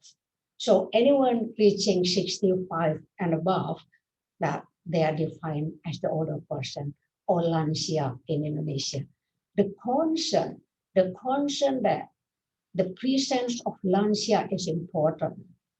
That in Indonesia we have Hari Lanjut Usia Nasional yang itu jatuh setiap tanggal 29 Mei, which actually we just celebrated that the National Older Person Day in Indonesia. But internationally, we also have the Older Person Day, which is called every 1st of October. So this one, why this one? Is this having this 2-day celebration nationally or internationally, is also put attention, the important attention on what the population, the existence of the population aging. So there is once, when it comes to the issue on the population aging, the fears of population is actually, if you back in the past, maybe some of the current students, I don't know whether they have heard or they, but I believe the current generation is not part of the generation who fears of the population explosion. So this for the population explosion happened in the early stage of the demographic transition, when every families have a big family size with them 10 children, 6 children, 8 children. So there is a fear for the population explosion at that time, because of this one. But then now slowly changed to the fear of the population aging, perdakan penduduk lansia. That's what maybe you have heard about this.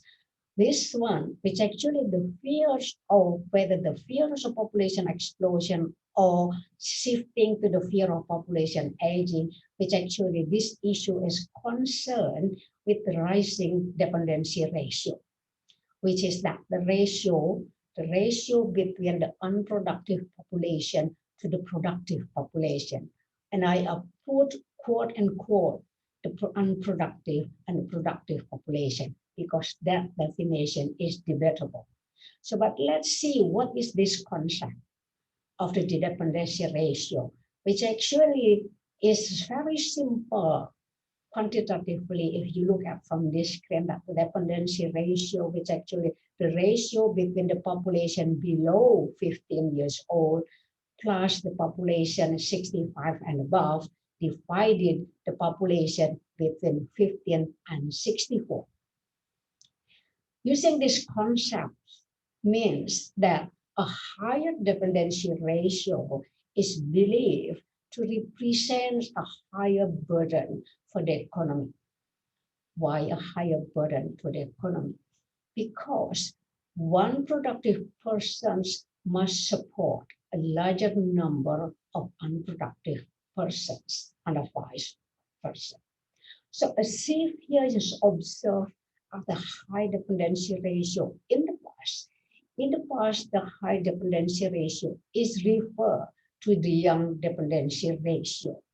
But while in the current situation, the high dependency ratio is referring to the old dependency ratio.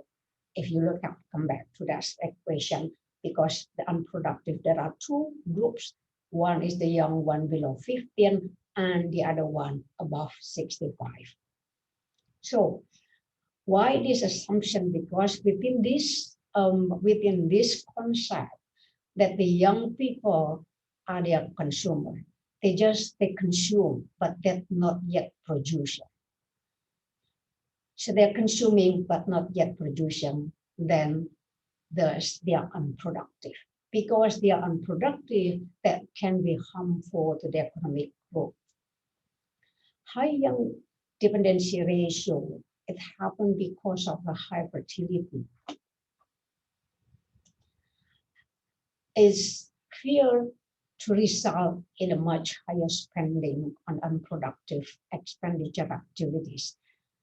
High consumption for delivery, go to school, primary school, kindergarten, and also for the health expenditure. So this one, the high consumption because of young people may affect that the saving also will fall. because the saving will fall, investment will fall. As a result, that will be a decline in the economic growth. So that one, we have the high dependency ratio because of young people in the past. In the future, in some other countries which currently experiencing population aging faster than Indonesia, this one, the situation when the old also back, they are the consumer. But we assume that they're no longer a producer. They are no longer a producer. So this one, in a similar way, that the old, the 65 and above, are also unproductive. They are still consuming, but they have stopped producing. So again, the high consumption because of the presence of the large number of the older persons will create saving, decline, investment can flow, and then the economic growth will also fall. So this one, that the link, but this concept, it actually have many shortcomings. The shortcoming of the simple model on the nexus between the high consumption, low sharing, low investment, and low national income. Why? First is that on the measurement problem. Who are the young and productive and the populations? Young people, as mentioned here in this definition, is below 15. They are still consuming. So it means that 15 and above, at least until 25, they are no longer a consumer. But in reality, I think the students that attending this conference also not yet a producer, in my opinion, maybe mostly they are still a producer. They still depend on their parents.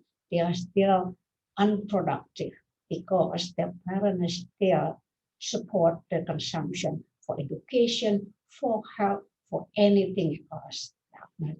So this one, the shortcoming with this definition, with compulsory education, wajib belajar di Indonesia, juga sampai SMA paling tidak, apalagi pas sampai university, finish the university at least up to age 23 or 24.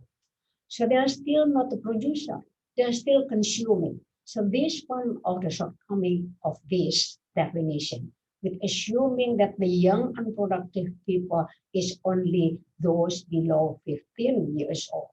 Within fact, they are above this age. So with compulsory education and progress in economic development, the young will continue going to school until they finish high school at least or university, and many still earning undergraduate degree, even maybe master. Parents still support for the master degree. So this means that we should define the young dependent as those below 25 years of age. Again, the other one, who are the old? The unproductive population. Is 65 is unproductive? And I think we have seen in this world, there are many older persons who are still working, who are still healthy, contributing to the economy, helping the younger generation, and even taking care of their children. Maybe recently there is a video circulating with the term young, old. They mentioned they are still productive, and that I believe they are still productive. Many are seen is still helping the younger generation financially. And the flow of money is not necessarily from the young to the defined or dependent. So within this concept, dependency ratio, that from the measurement problem, here is the shortcoming. You may think that whether are you already productive, that among the working age population, which considered to be productive, we also make question, are they really productive? Oh no, some of them, I think, not productive yet, even that they categorize other working age populations. So the next shortcoming from this dependency ratio model is still oriented to the national income and GDP growth, not on sustainable development. The third is assume declining number and percentage of labor force or even working population is detrimental to the economic growth. But this model has not paid sufficient attention to the productivity. Why? Because it can happen when a large number of labor force will not be good for the economy, and it can be harmful if they are low productivity, if they are unskilled. So, but on the other side, a small number of labor force can be an asset if it is highly productive. So that's another shortcoming. The next one, the model is assume a closed economy. What is a closed economy? But this in the world, almost all countries now open economies. Investment is no longer solely depend on the domestic saving. So to invest, we don't need to necessarily to save, because the money from outside, the money from different countries can come in the form of the FDI, foreign direct investment. That now is a common feature. So within this one, this model, which actually assuming a closed economy, which in fact, many countries are now open economies and even encouraging to have foreign direct investments. So the model does not consider the possibility of the presence of the monetary program, such as a microfinance, which can help the poor household with loan productive purposes. And I think in this current situation, microfinance program is available. Even I think Indonesia is also available microfinance program. And the last one, the model also ignores the possibility that the high spending for children health and education can be productive, as a high quality children will become labor force with high productivity. So that one, the shortcoming of the concept of the dependency ratio, which some of the people mention that the dependency ratio concept is actually a misnomer. The fear of the explosion of older person is mostly attributable to the accounting framework of the analysis. Just accounting framework like in earlier formula, we just look at how the change in the number of the population, productive, unproductive, in comparison to the productive. So this framework, which actually assume that other things, especially behavioral variables, do not change, which in fact, behavioral can be changed. Therefore, population aging can be an asset to the economy. That when we are getting older, if we are still healthy, if we are still productive, we are still producing, we are still producing in many different ways, whether it's monetarily or financially or non-financially, we're still contributing. Then the population aging can be an asset to the economy. However, the process of population aging is not, that's why one of the studies here, Prepner in 2013 found that the process of population aging is not necessarily harmful to the development. The negative impact of the population aging on the economic growth can be reduced or even avoided through the changes in technology. So here the technologies comes in. I know Bu Lydia Jurufian work, their research work can be also contributed to the emerging of the population aging, which actually that when the technology comes in, and that's very important. And there is one thing that's important with regard to the aging population and technology is that call it genome technology, which actually anything technology related to the population aging. And I believe this is the future. This is the future. This is the emerging area for us to study more. So In the changes in the behavioral variable, which actually it can happen in changing in the labor force participation. Changing in labor force participation, one of the things is that if the older person is still active, is still capable in doing things, they have the right to work. So that there is a behavioral change. Older person also still capable in doing work. And the other one is delaying retirement age. Delaying retirement age, which actually why delaying in retirement age is important. As I mentioned earlier, with the compulsory education, people stay at school longer. If people stay at school longer, so they are investing in themselves until at the older ages. If retirement age not change, suppose up to now 58 in Indonesia, maybe in some other countries is 60, if they just finish study at the age of 30, if retirement age is still 30, so that the investment in 30 years will be used in 30 years, but living life expectancy will be 80, then another 20 years, who will finance the retirement age for 20 years? So retirement, delaying retirement age is also one of the things to make the investment in education have a longer yield. The other one is changing in productivity.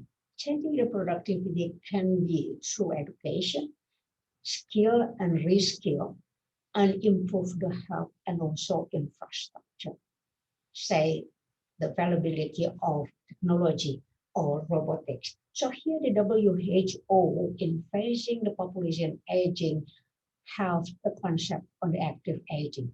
Menua dengan aktif. Menua dengan aktif adalah getting older which actually unavoidable. Menjadi tua itu adalah tidak bisa dihindari, tapi tua yang bagaimana itu adalah bisa diciptakan. Whether you want to be an older person which is healthy, you want to be an independent older person, you want to be a productive one. We can work out on this one. So that the concept of aging, active aging, actually making older person healthy, independent, and productive. In Indonesia, the term is smart, older person yang smart. Kenapa smart? Sehat, mandiri, art bermartabat. So that the term that being promoted in Indonesia, older person yang smart, then they will still be able to contribute to the society indirectly or directly or indirectly to the economy.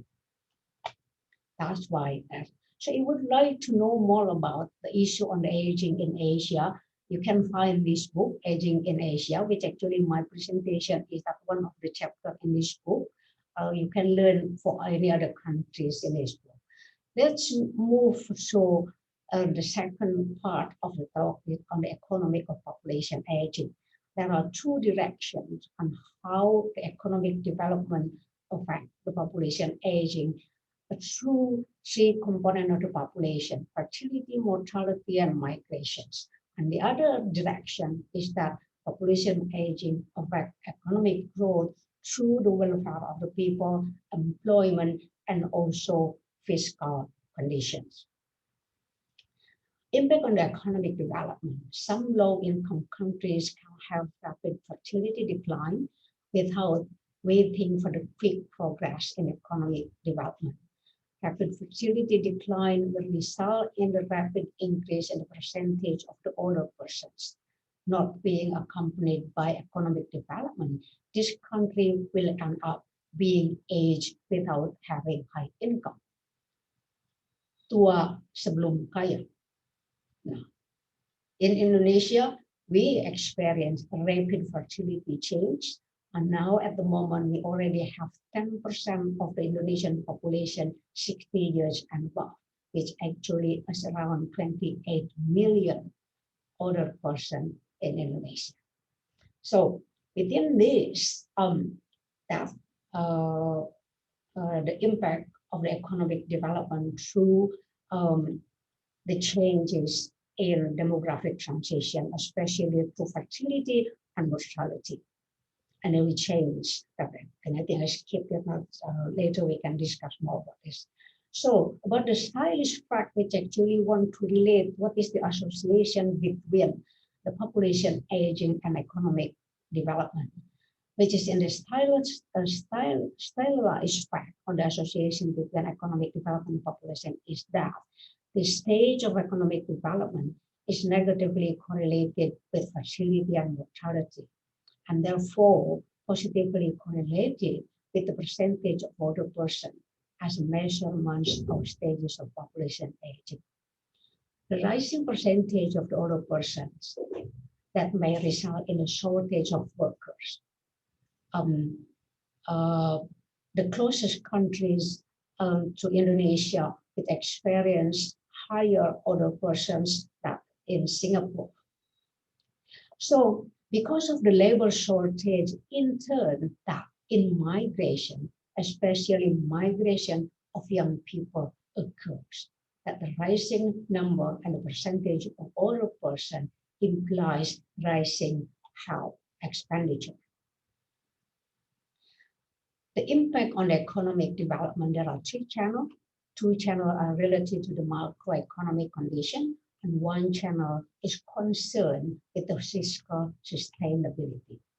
The first channel on the population aging and declining quantity and the quality of labor force, in which that the shrinking size of the labor force can be accompanied by a declining productivity of the labor force. As labor force is less, if aging, their health may have deteriorated and their skill may be depreciated. So as a result, it's a negative impact of the population aging on the economy through the increase in our health expenditure. So the shrinking age of the labor force can be accompanied by declining productivity of labor force as the labor force. Okay, I think this one, sorry, that one, repeating. So Spiegel and Mollers further show that the success of the aging population can rejuvenate the older person as they are healthier, fitter to the work compared to the previous cohort of the older person. So the economy can better benefit from this rejuvenation. So that the first channel can be mitigated if active aging is implemented. The second channel, through the life cycle consumption, sharing, investment, and economic growth pattern, where the fear of the population aging assumed when other things has been equal, that population aging will result in a lower saving as the older person continue to consume but stop producing, and therefore investment decline, but other things do not have to be concerned in this one. Then the third channel, the impact of the population aging on government budget. Higher life expectancy and larger number of older person can mean that the government needs to spend a much higher amount of money if a pension system where the government pays money to the older person is in place. With a pay-as-you-go pension system, money from the labor force is transferred to the older person, whose number has increased much more than those in the labor force. So the explosion of the government expenditure because of the increasing number of the older person can result in the unsustainability of the government budget. Therefore, some countries raise the statutory age at retirement and at the same time provided incentive for the private saving. Another study argued that population aging in the pay-as-you-go system can actually result in capital accumulation. The money used by the government to pay for the pension can stimulate economic growth through investment. But many developing countries where there is no pension system or limited coverage, like Indonesia, a pension system but with limited coverage, pension benefit The family and the society will then shoulder the burden of the financing the older persons. But family and society able to give a decent support, that's another things debatable and can be discussed. So higher economic growth will be able to enlarge the government budget, and therefore there's a need to create a just and financially sustainable pension system to guarantee basic income security for all people, including older persons. Let's just, in some of my slides, I would like to give some you when a certain country experience of population aging, different definition. Just this one, just to give you briefly some definition when we use population age 65 and above. We call it pre-aging if the percentage is less than 7%. In aging countries, if above 7%. But within aging countries, we also can divide the several categories. There are some countries super age, almost age, and early aging. Super age, like when the older person 65 and above 20%. So let's look at Asia. This is the super age, and almost age countries. Japan, Hong Kong, Georgia, South Korea, Cyprus, Singapore, Israel, Armenia, and China. So this is a super age. If we look at the data at 2015, now is 2021. I believe the percentage is much higher than presented in this slide. So Japan is a demographic outlier in the world and also in Asia. 36.3% in 2015, each meant that 1 of 4 super age countries, Japan become 1 of 4 super age countries in the world, followed by Germany, Italy, and Finland. And that Japan is very high stage economic development. So with a very low fertility rate and living longer, but then there is almost more rate of migration. That Japan is different. The aging population in Japan does not follow by the increase of migration, but Japan uses technology, using robots to replace some of the employment opportunity. Now, an early aging group is here in China, North Korea, Sri Lanka, Macau, Lebanon, and Turkey. And where is Indonesia? Indonesia is here.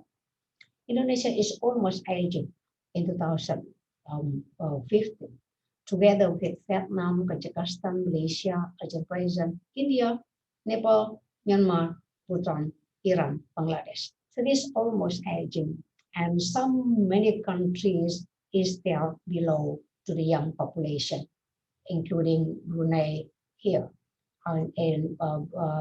in a young population at this moment. But Brunei will experience acceleration in aging population in the coming decades. So Brunei is the richest country in this region in Southeast Asia, has very high income countries in this group. Among young population in this group, has a long history of immigration, which started even before the fertility rate too low. So the aging population in Brunei, which actually has differed. So Tajikistan, there's another contrast in this group. They are still young, but Tajikistan is the poorest countries with regard to GNI, but the poor countries with the lower middle income countries. But Tajikistan is the world's most remittance dependent economy in the world.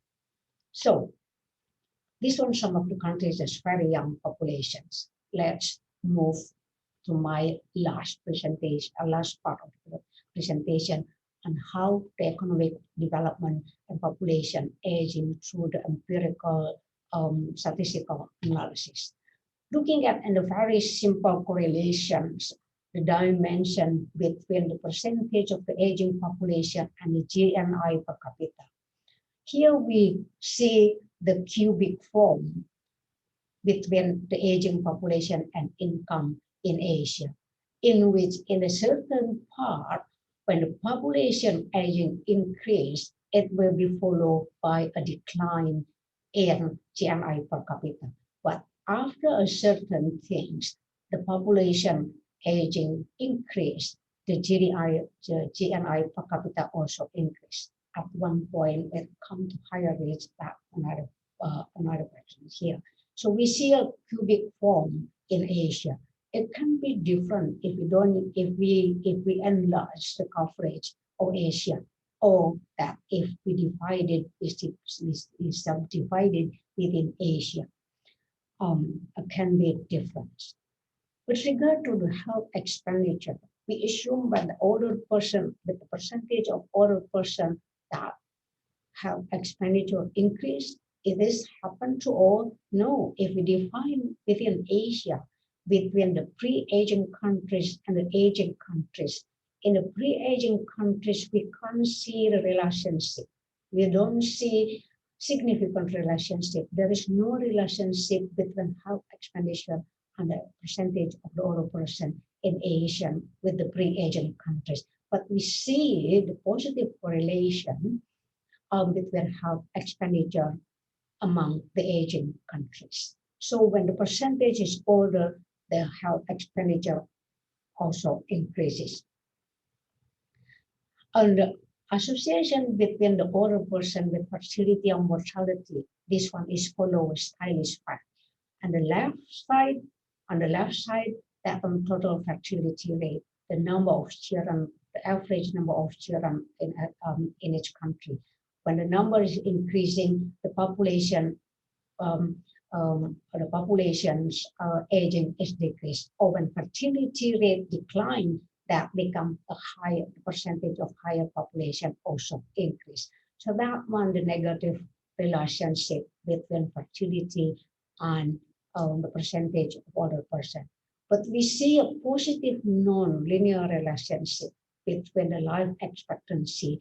So when the life expectancy increase, people live longer, the percentage of the older person also tend to increase. But there is no clear relationship between migrations here. So it can be some countries having higher population aging, but the migration is small. That's one of the example here, Japan, as a case in point. As a super age country with a very low net migration rate, which actually that's a contrast to Oman, when it's still very young, but it's due to a large influx of the migrations. So that one, there is unclear relationship here between migrations and the percentage of older persons.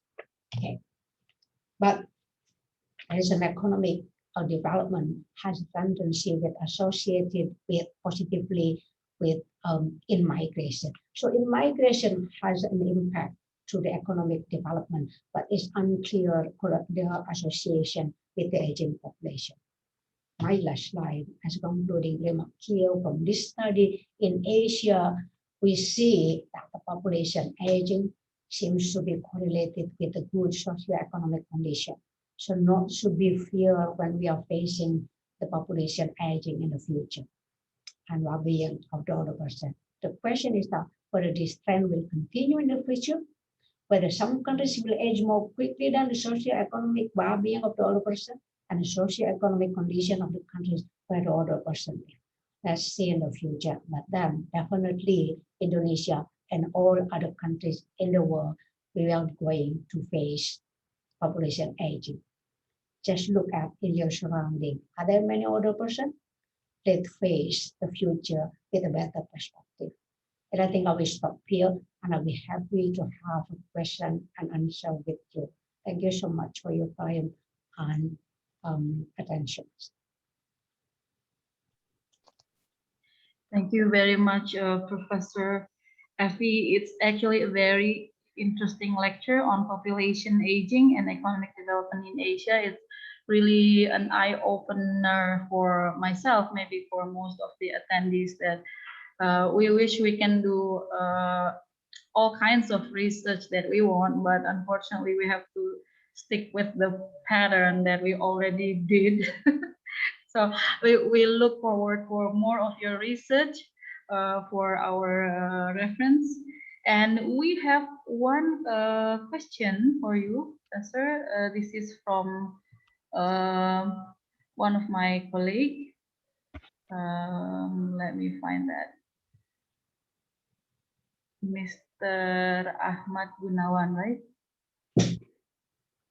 Mr. Alfian, can you show me the question? How to, okay, I think this is how to deal with the increasing population while the industrial world reduces and replaces them with the latest machines and technology. On the other hand, humans still need income and what else? To stay alive. I think that's it. I think that's the question. Okay. Okay. Let me try to answer.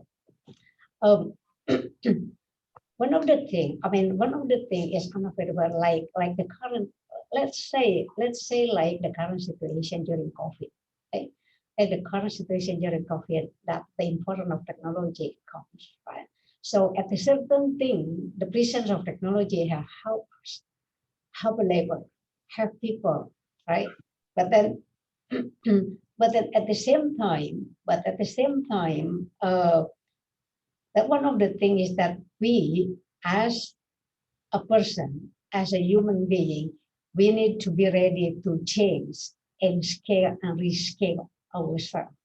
So with this uncertainty, but at the advancement of technology is of course needed to make everything also become more efficient, right?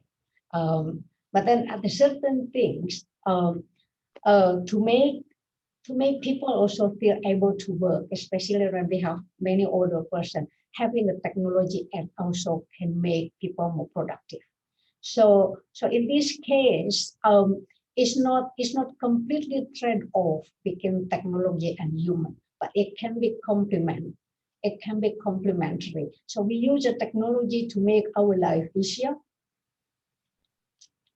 but then maybe there are certain jobs which actually disappear because of this technology. Say maybe like in the past, we really know as many, but the thing is that we need to make ourselves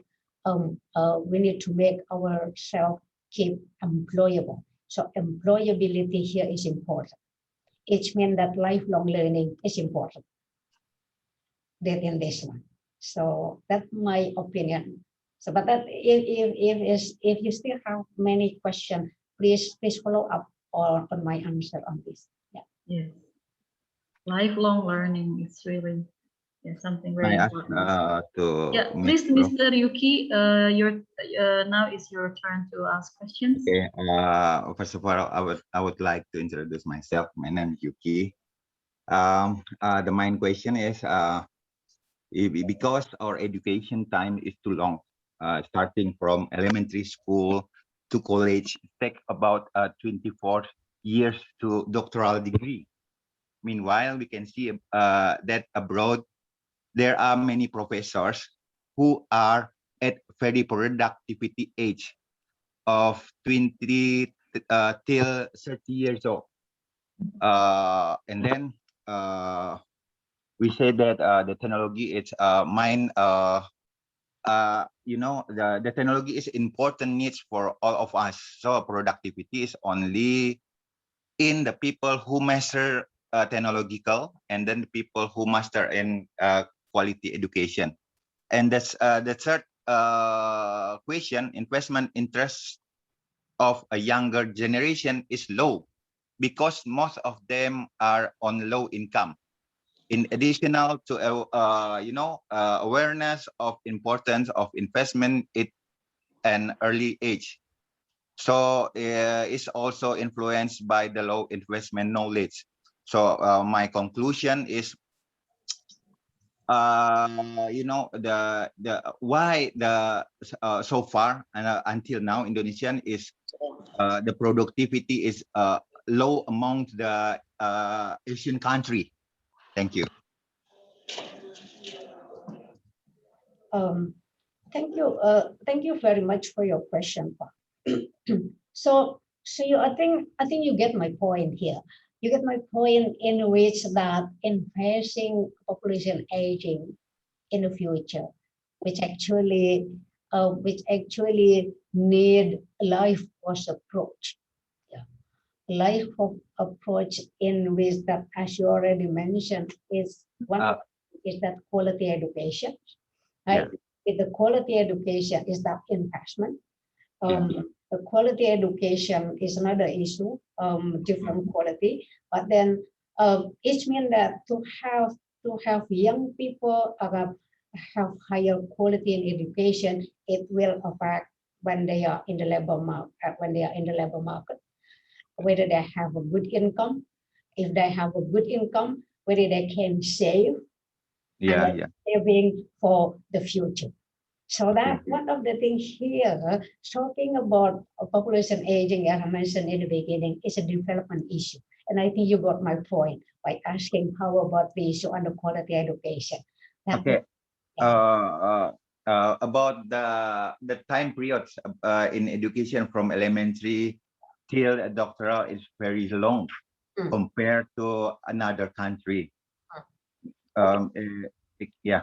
Right. So on that one, that's one of the thing. That's one of the thing now with compulsory education, say to reach the quality education, or to have highly educated population. We send our children up to undergrad, if even up to undergrad.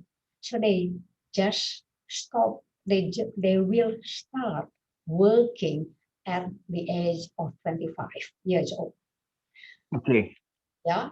So if even going to master degree or PhD, like myself, when I did and finished my PhD, is already above 30, right? Above 5. So then we keep investing. But then with the technological advances, hopefully we live longer. Kan lagunya juga aku ingin hidup 1000 tahun lagi. So now we are living longer. Life expectancy now is about 77 years old. Some of them 80s, right? Some of them 80s. Yeah. That one. So now the question, we investing more if retirement age, ya pensiun kita masih tetap 58 tahun. But then we invest 35 until even until 30 years, So if 58 pension, then 28 years. We only use our investment 28 years, and after that it will depend. I mean, kita mau bergantung pada siapa. At the time, pension system, we have a still very limited pension system. With the coverage is very limited. So here, through the economy, one of the things is that there is a necessary, in my opinion, about delaying retirement age. Even more radically is abolish retirement age, because having a job is a human right. That especially a decent work that we need at the present, that we don't have very good pension system. That's one of the things. So here, productivity, the question on productivity in many other different countries in Asia, why is low? I haven't studied about this, so I don't know what is the reason here for low productivity. But at least what happened, it can affect, it can be related with the mentality in working, right? If there is maybe not so competitive, the environment not so competitive, it can make people less productive. So, or maybe ngapain sih capek-capek kerja misalnya gitu. So that kind of mentality. So I don't know yet about the reason for low productivity, but if low productivity related to education, in which at the moment in Indonesia, I think people with undergrad and above, we still have, if I'm not mistaken, I forget the exact figure. Maybe we're still around even below 15%. So below 15%. That's one of the tasks for us here. How to make tertiary education is more affordable. Thank you very much, Prof. Yeah. Thank you, Mr. Yuki, for the question, and thank you, Professor Effie, for the answer. I really want to be in one of your classrooms in learning from you, Professor Effie. Thank you very much for you being here. We will proceed to our last lecture by Mr. Sugeng Budi Raharjo, STMM, Pak Ugeng. Yeah. His lecture is going to be about competitiveness among commercial printing in Jakarta. Mr. Sugeng Budi Raharjo, professional's experience from March 2016 up to present day is a quality management system manager, and from October 2011 to March 2016 is a quality engineer at a publisher in Gramedia, and from August, oh yeah, this is you got this to the past. Can we move down a little bit? Down a little bit, yes.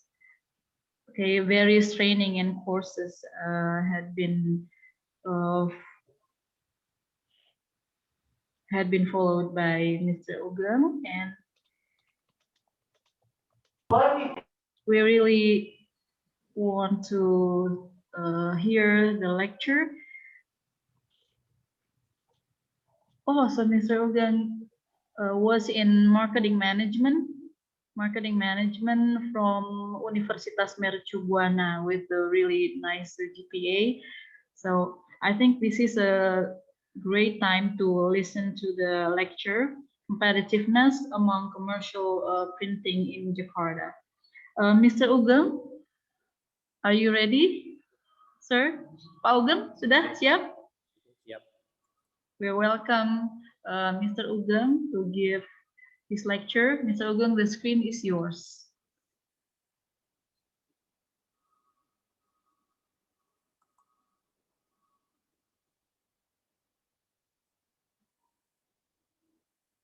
Okay.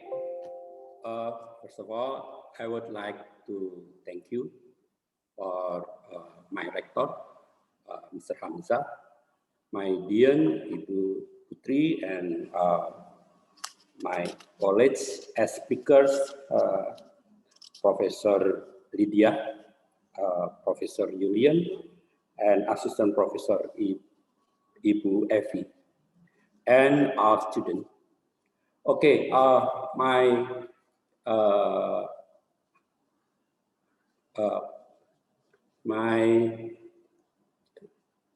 research is it not a research? It's a preliminary research. It is about our experience in printing industry about 30 years, yeah. And then I prepared this material during Eid Mubarak, yeah. So this is a preliminary research. Yeah. As you know, my experience, I'm study in Mercu Buana University, yeah. And then I studied in Prasetya Mulia Business School in engaged in my work in Kompas Gramedia, and then I graduate in Industrial Engineering, University Sahid, and Graphic Art in Graphic Art Academy. So today I would like to my preliminary firm competition among commercial printer in Indonesia.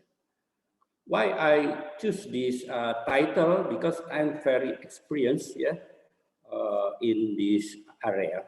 Yeah. Okay. About the purpose, yeah, this preliminary research is aimed to employ a research-based view to explore competitive among commercial. Yeah. And then methodology is I'm using a research-based view and looking capability of internal to set productivity, brand, and image. Our finding is we know what the internal aspect among the 5 printers, yeah, competition in Jakarta. The limitation of this preliminary research is we just using a simple samples. So for the next, I will need more wide and heterogeneous samples. And originally our value firms expected to focus on core and non-core activity to support performance, develop differentiation strategies to create better strong competition. My keywords is competitiveness, competition, commercial printers, and RBV. Okay, as you know, Indonesia is the largest country in Southeast Asia. Yeah? Now we have in rank 55 in GCI. GCI is a world rank for the growth. Yeah. Okay, talking about the competition, yeah, the country is supported by industry. In this area, I will talk about the printing industry. Yeah. Is it according to my experience working in this field more than 3 decades? Yeah.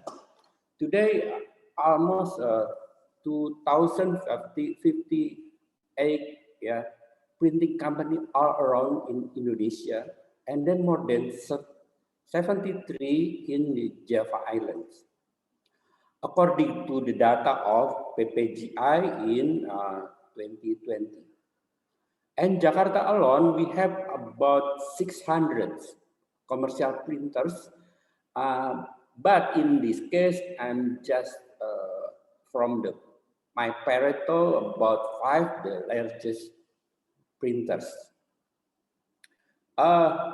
In this area, we using competitive between printing houses. We using methodology RBF, yeah, resource-based view method. The method is conducting by 5 largest commercial printing based on my interview from the suppliers, practitioners, because I have many colleagues after I have working about 30 years here. And then the questionnaire about the productivity, brand, example type of machine, owner, technology, market share, estimate price, human asset, infrastructure, and etc. All aspects then examined by RBV method, especially internal organization to achieve data between competitors.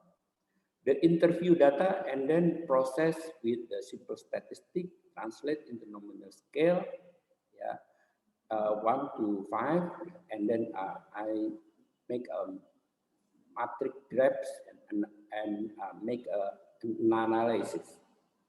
All aspects then examined include productivity, capability, as well as perception in terms of brand and image.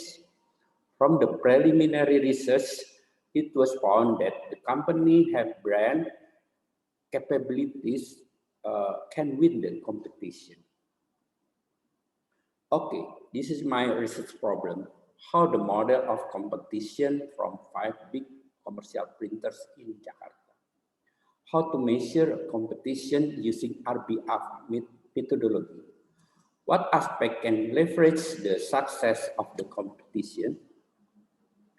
And my research objective is establishing the criteria of variable of competitiveness using RBF technique, measuring competitiveness based on practitioner answer, provide conclusion and suggestion for preliminary research finding.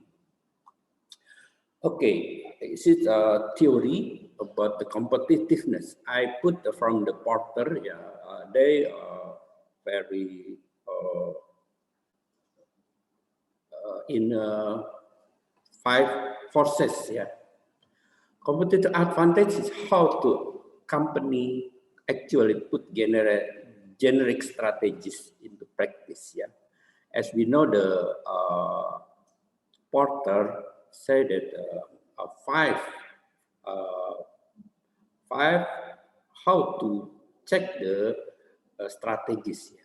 Example, the substitution, and etc. Competitive advantage growing fundamentally are enabled to firm to create value for its buyers and beyond, and what the cost paid by the firm to create it.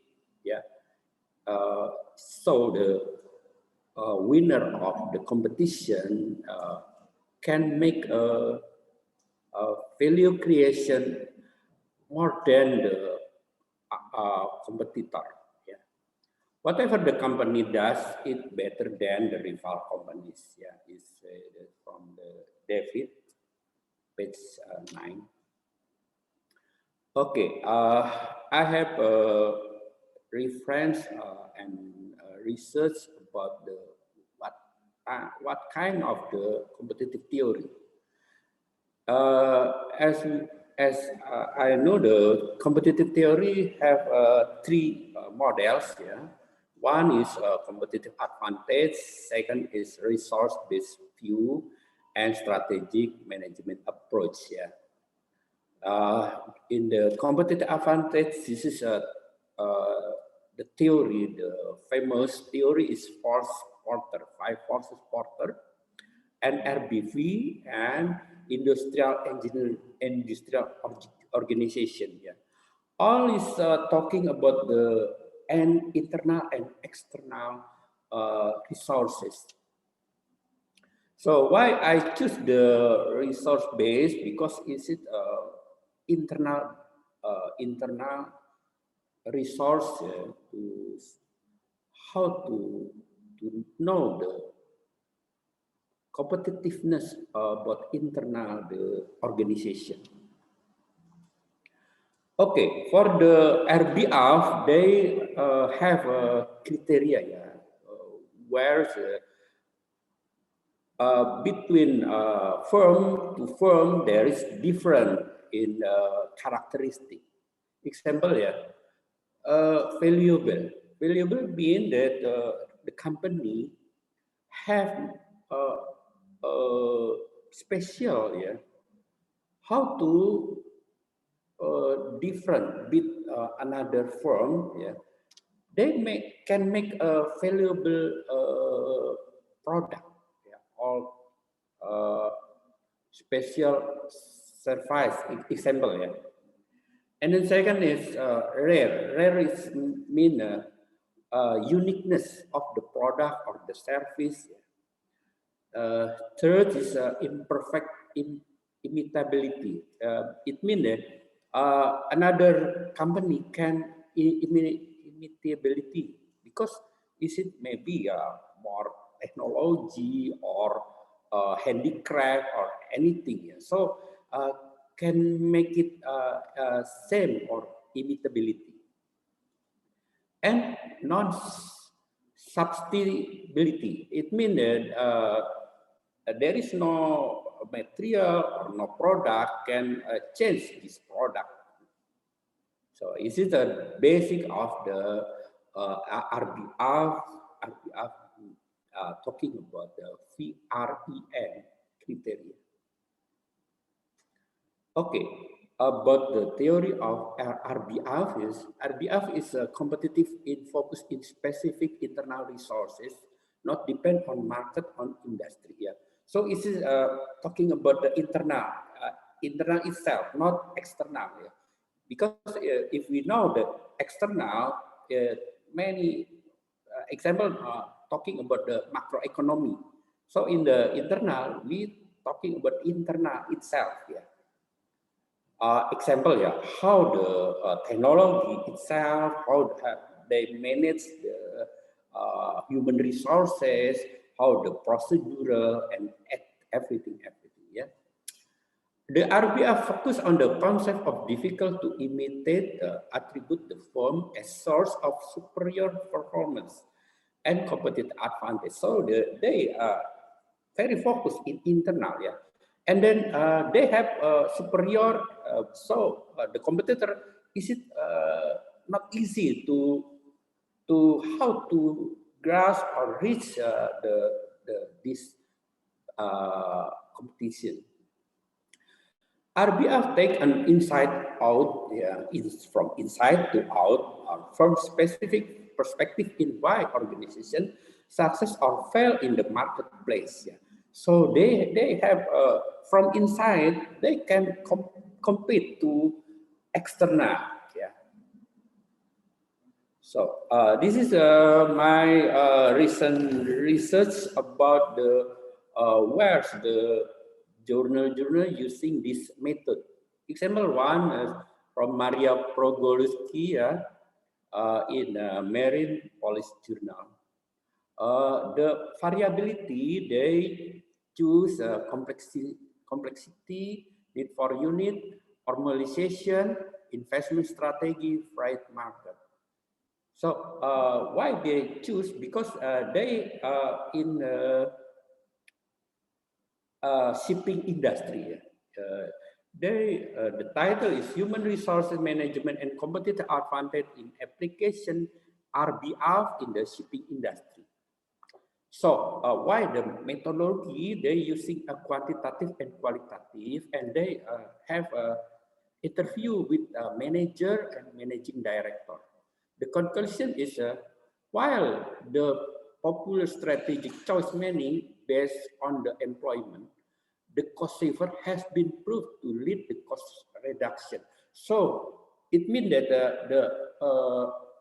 if you pay low to the employee in the shipping, you can problem the competitiveness, yeah, and it also risks the shipping companies' competitiveness in the long term. So it's for the long term, is a problem if you have pay the employee with cost reduction. Is it my research in first, yeah. And then second, I have a research with the John R.M. Garden in the Journal of Strategic Information. In the title is Resource-Based View of Competitive Advantage at Port of Singapore. Yeah, same, yeah, one in the shipping industry, second in the Port of Singapore. The variable they chooses initial resources, yeah, example, yeah, Singapore location, a natural harbor, and additional resources, example, capital, infrastructure, IT management, and then combined resources. Yeah, the method is quantitative and questionnaire. We argue that the resources, including supportive government policies, yeah, is it create sustainable advantage for the port? Yeah, so the regulation of the government is a make advantage for this industry. I mean the port of Singapore. Yeah, and the second, compensate for some unnatural disadvantage like small land by successful. Yeah. So this is the disadvantage. Yeah. Why the compensate for this natural disadvantage? Okay. The third, the research is Heng Li, Vera Liu, in construction management and economics. Yeah. The title is Competitive Factor Study the Real Estate in China. So they talk one and third and second talking about the shipping. Now we talking about the real estate. In the real estate, they have a competitive factor and policy. Competitive factor, production and etc. And policy, quality planning and etc. They have a quantitative and questionnaire with one to respondent around in China. Yeah. And then the result is number of important factors that influence competitiveness are the identified. First, efficient time, cost, quality planning, and control activity factors influence firms. Yeah. So the we're talking about the 4P in marketing strategy. We know the cost, yeah, price, products. So they use this method to make sure that they choose this right ways. Okay, second, the provision of harmonious working expertise the staff is important. It to mind high-level organization competition. So they choose or they choose the human asset as being an organization competency. Yeah. Okay. The fourth is talking about my research about the RBF is from T.J. Hennigan with the title Competitive Review. With the title competitive in the U.S. airline. So this is airline industry. The variables is market dynamics, market commodity, competitive dynamic price. So this the fourth journal is it talking about external, because they many research, and then if we check this is they have secondary data from 1996 until 2011. This is so long they have research here. What the finding is, we find the organization capability have a position relation with performance. Yeah, and non-core activity have negative relation with performance, reflecting nature of overlapping market or resources commonalities. Price have positive relation with performance. So they have research about correlation about two factors. Example is organization and performance, and then market and price and etc. Yeah. So this is our research about 4 journal using RBF and in industrial area. Okay, if we check the theory, if we check, we have five items how the competitive advantage. Yeah, on time delivery, price, flexibility, comply to regulations, supporting. Why I choose this? Because we know the competitive is rather strong, strong than for another, because you have a competitive and you can win the competitiveness. Yeah. So why I choose this? Yeah, because this is the point how you will success in competitive. Yeah. And then this is a grand matrix of the competitiveness, and where your firm or your company, if you have this quadrant number 1, you have success. Yeah. But if you have in this is the weak competition, in strong competition, this is rapid market growth in slow. So if you can get this quadrant, not this quadrant, yeah. Because this is weak and this is slow. Okay, I have this model, yeah, from I know this is the model from the balance scorecard, yeah, example. So I have a same model, yeah. The competitiveness in printer, is it mean productivity and brand? So the productivity and brand, it can make it if you have a variable. Example, production facility you good, you have productivity. Operation skill you good, yeah. ISO system you comply, and everything. Yeah, this is many aspects to impact to the capability. Same with this, the brand image will increase if you have a good pricing, customer support is good, and quality product. Yeah. Okay, this is my internal research. Yeah, internal research because I have many colleagues in the suppliers, printing industry, and then I'm a member of board of Indonesia Printing Company. So I have many information. Yeah. So from my research, my company is now is market leader, about 40%, and then our competitor is Printindo, Harapan Prima, Jakarta, and Dasa Fadia. Yeah.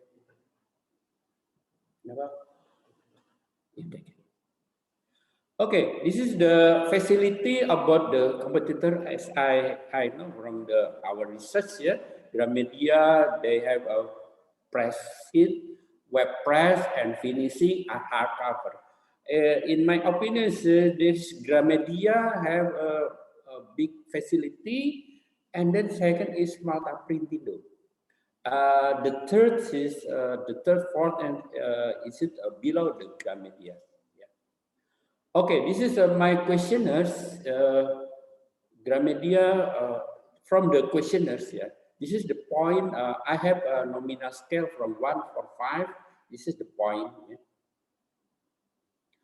Okay, after this, I have accumulate the data, and I have this Pareto talking about capability, the red colors, and the brand in the blue colors. Yeah. So this is the rank is first is Gramedia, second is Printindo, third is Subur, fourth is Harapan, and the fifth is Dasa Prima. So I have a matrix competition using the grand matrix strategy. The big market is it and the top position is it the better, yeah. Then we check this Gramedia is a rapid market and strong, and then after that Printindo, Subur, Harapan, and Dasa. So my analysis is who is market leader? Market leader is have a strong capital, market management, we have a brand positioning, and HR management organization, have a infrastructure and machinery infrastructure, and keeping competition. Who is a follower? Is capital rely on loan, yeah. So they depend on the loan from another, yeah. Management of human resources, yeah, depending on financial factors. So they can manage if they have more money, yeah, relying on subcontract. So they have no facility and then put in subcontracting, yeah, trying to keep.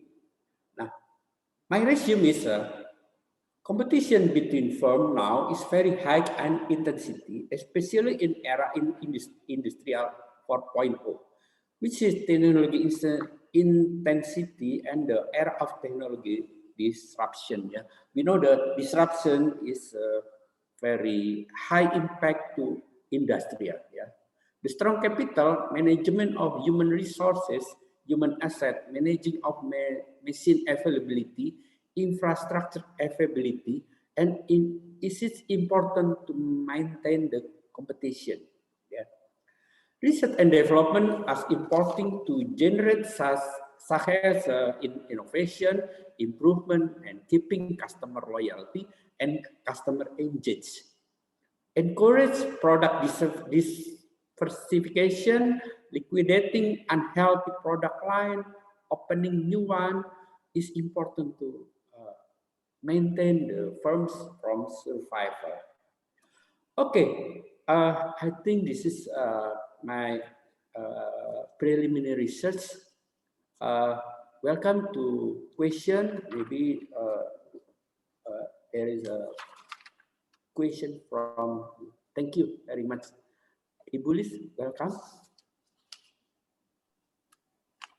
Thank you so much, Pak Ugeng.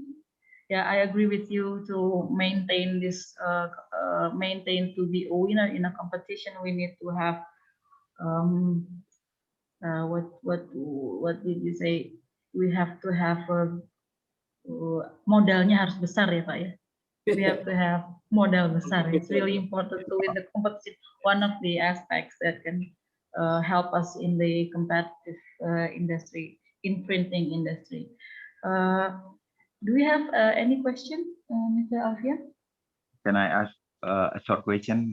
Yes, yes, Mr. Yuki, one question, because our time is very limited. Because the topic is very interesting to me. Yes, you are a marketer, also researcher. Okay, to Mr. I forgot the name. Okay, the question is how to maintain the resources that we have. So our company winning the competition, and then how can you resolve the gap between one resources to another resources? So between two resources that cannot be conflicted, and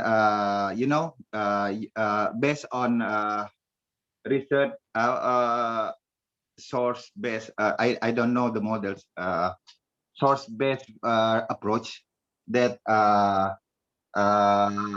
the perspective is to increase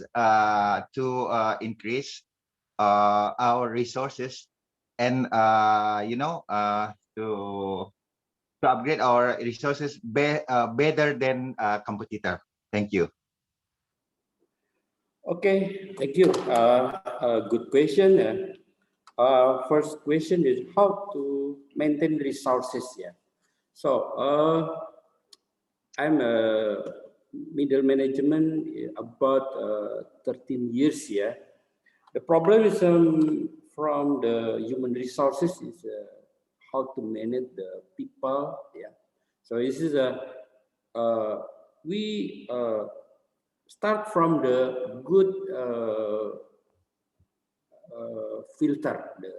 The employee must be the best employee, the best character. This is the first how to make a good people in the firm. This is the one. And second, we have the how to people itself. Yeah. They know what the objective of the firm. Example, they very skilled in this area. Yeah. Example, the HR or production or maintenance, they have focus and effective and efficient. Yeah. And then another is how to manage the financial, because if we talking about financial, we're talking about the how to make sure that our facility working well. We have audit and etc. But for the important thing is talking about how the cash flow itself. Yeah. How we can make a profit itself. Yeah. So this is my asking about the first question. And second question, how to get the resources, yeah, to barrier the conflict, yeah. So it need for the all management, yeah, to open about the example in my firm is my company using balance scorecard, yeah. In balance scorecard they open, but the performance, how they result, and how many bonus they get, yeah. So I think is it the how to manage the conflict. And if a problem with the conflict, yeah, the management should be have a talking face to face with the employee and what they think and why the suggest. So we have a win-win solution for the to make not conflict in company. So the third question is RBF approach increase the resource better? Yes, sir. Because if we're talking about RBF, is it talking about how the firm itself to increase the resources? Example in my company, we have a rich in internal, yeah. Example, we have smart people, we have a good technology, we have a good managing or governments, yeah. And how we can make a regulation and comply with the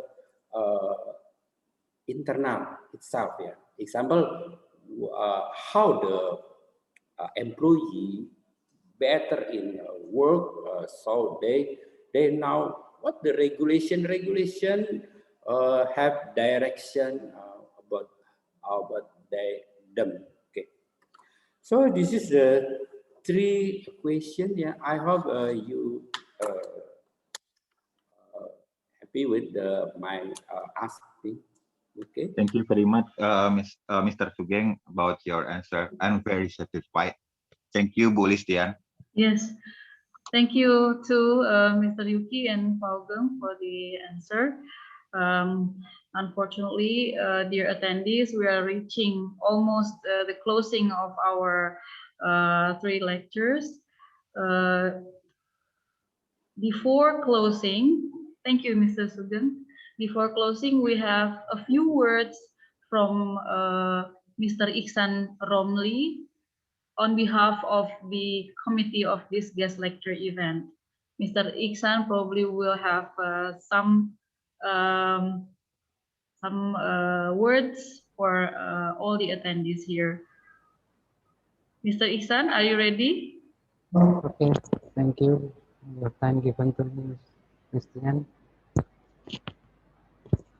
I would like to introduce myself first. My name is Iksan Romli.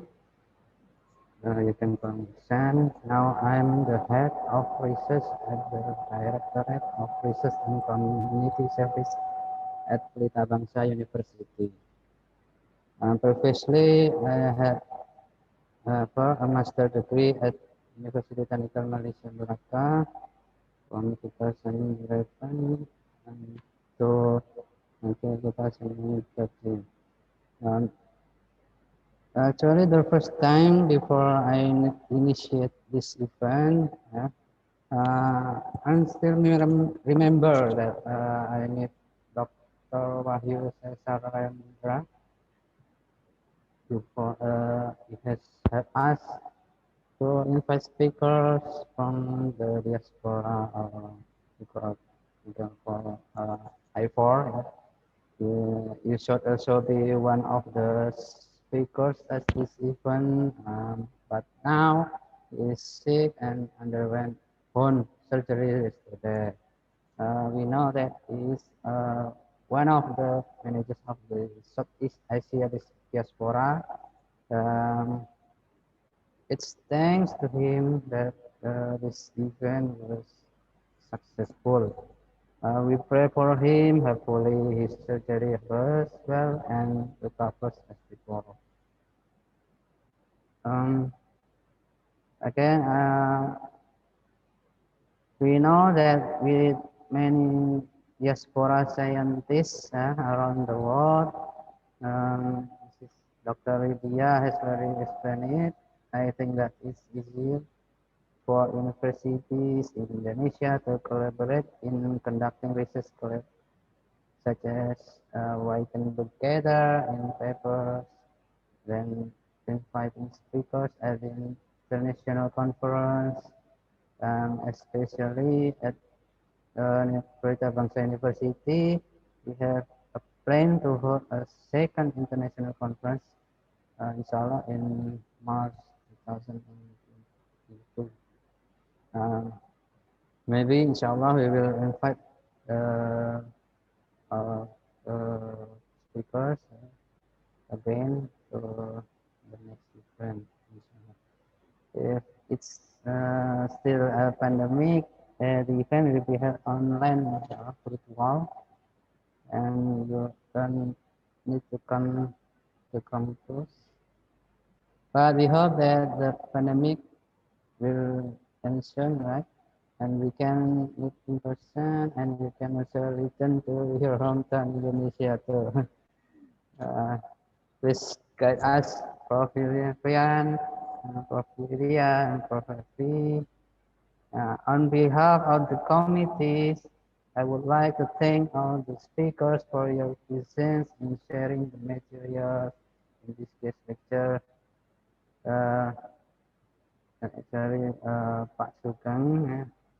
I also thank all the participants who attended. Hopefully, we can meet again in the next event. Thank you. My pleasure. Thank you very much, Mr. Ihsan Romli, from the committee of this guest lecture event. Ladies and gentlemen, our respectable attendees, we now have reached the conclusion of our program. We really want to thank our honorable speakers, Professor Lydia, Professor Yulfian, Professor Evi, Professor Sugeng. We would like to thank our honorable rector of Universitas Pelita Bangsa, Bapak Hamzah Muhammad Mardi Putra, all the deans, all the faculty, Dr. Retno, and all of our participants. Hopefully, we will see you again at our next joint Universitas Pelita Bangsa I4 program. Thank you very much. Billahi taufiq wal hidayah. Wassalamualaikum warahmatullahi wabarakatuh. Waalaikumsalam warahmatullahi wabarakatuh. Terima kasih Bu Lilis. Selamat datang. Selamat datang. Selamat datang di Universitas Pelita Bangsa.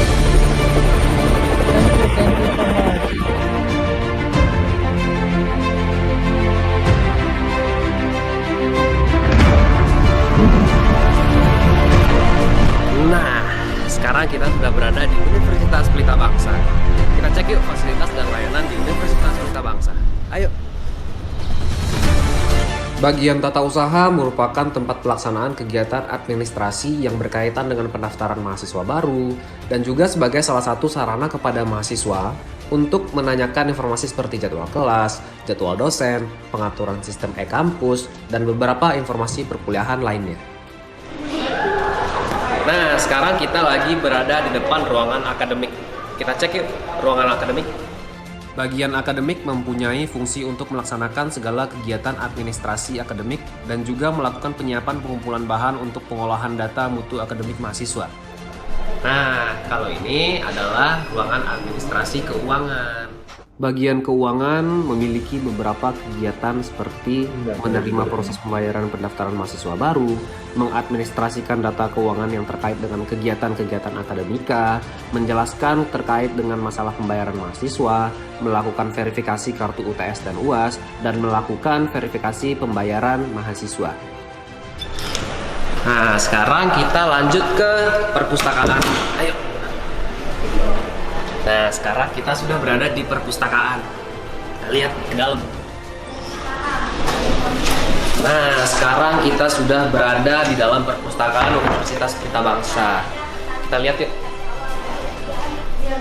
Jadi sebelum masuk harus diisi dulu buku tamunya.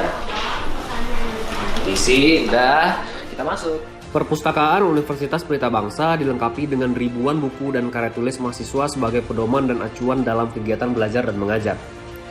Nah, sekarang kita ke ruangan sarana dan prasarana, ruangan Sarpras. Bagian Sarpras mempunyai tugas melaksanakan pelayanan umum meliputi pengadaan inventaris dan memfasilitasi peralatan kegiatan yang ada di dalam lingkungan universitas. Untuk mahasiswa sendiri, bagian Sarpras juga biasa digunakan sebagai tempat untuk pengambilan jaket alma mater dan pengambilan toga untuk peserta wisuda.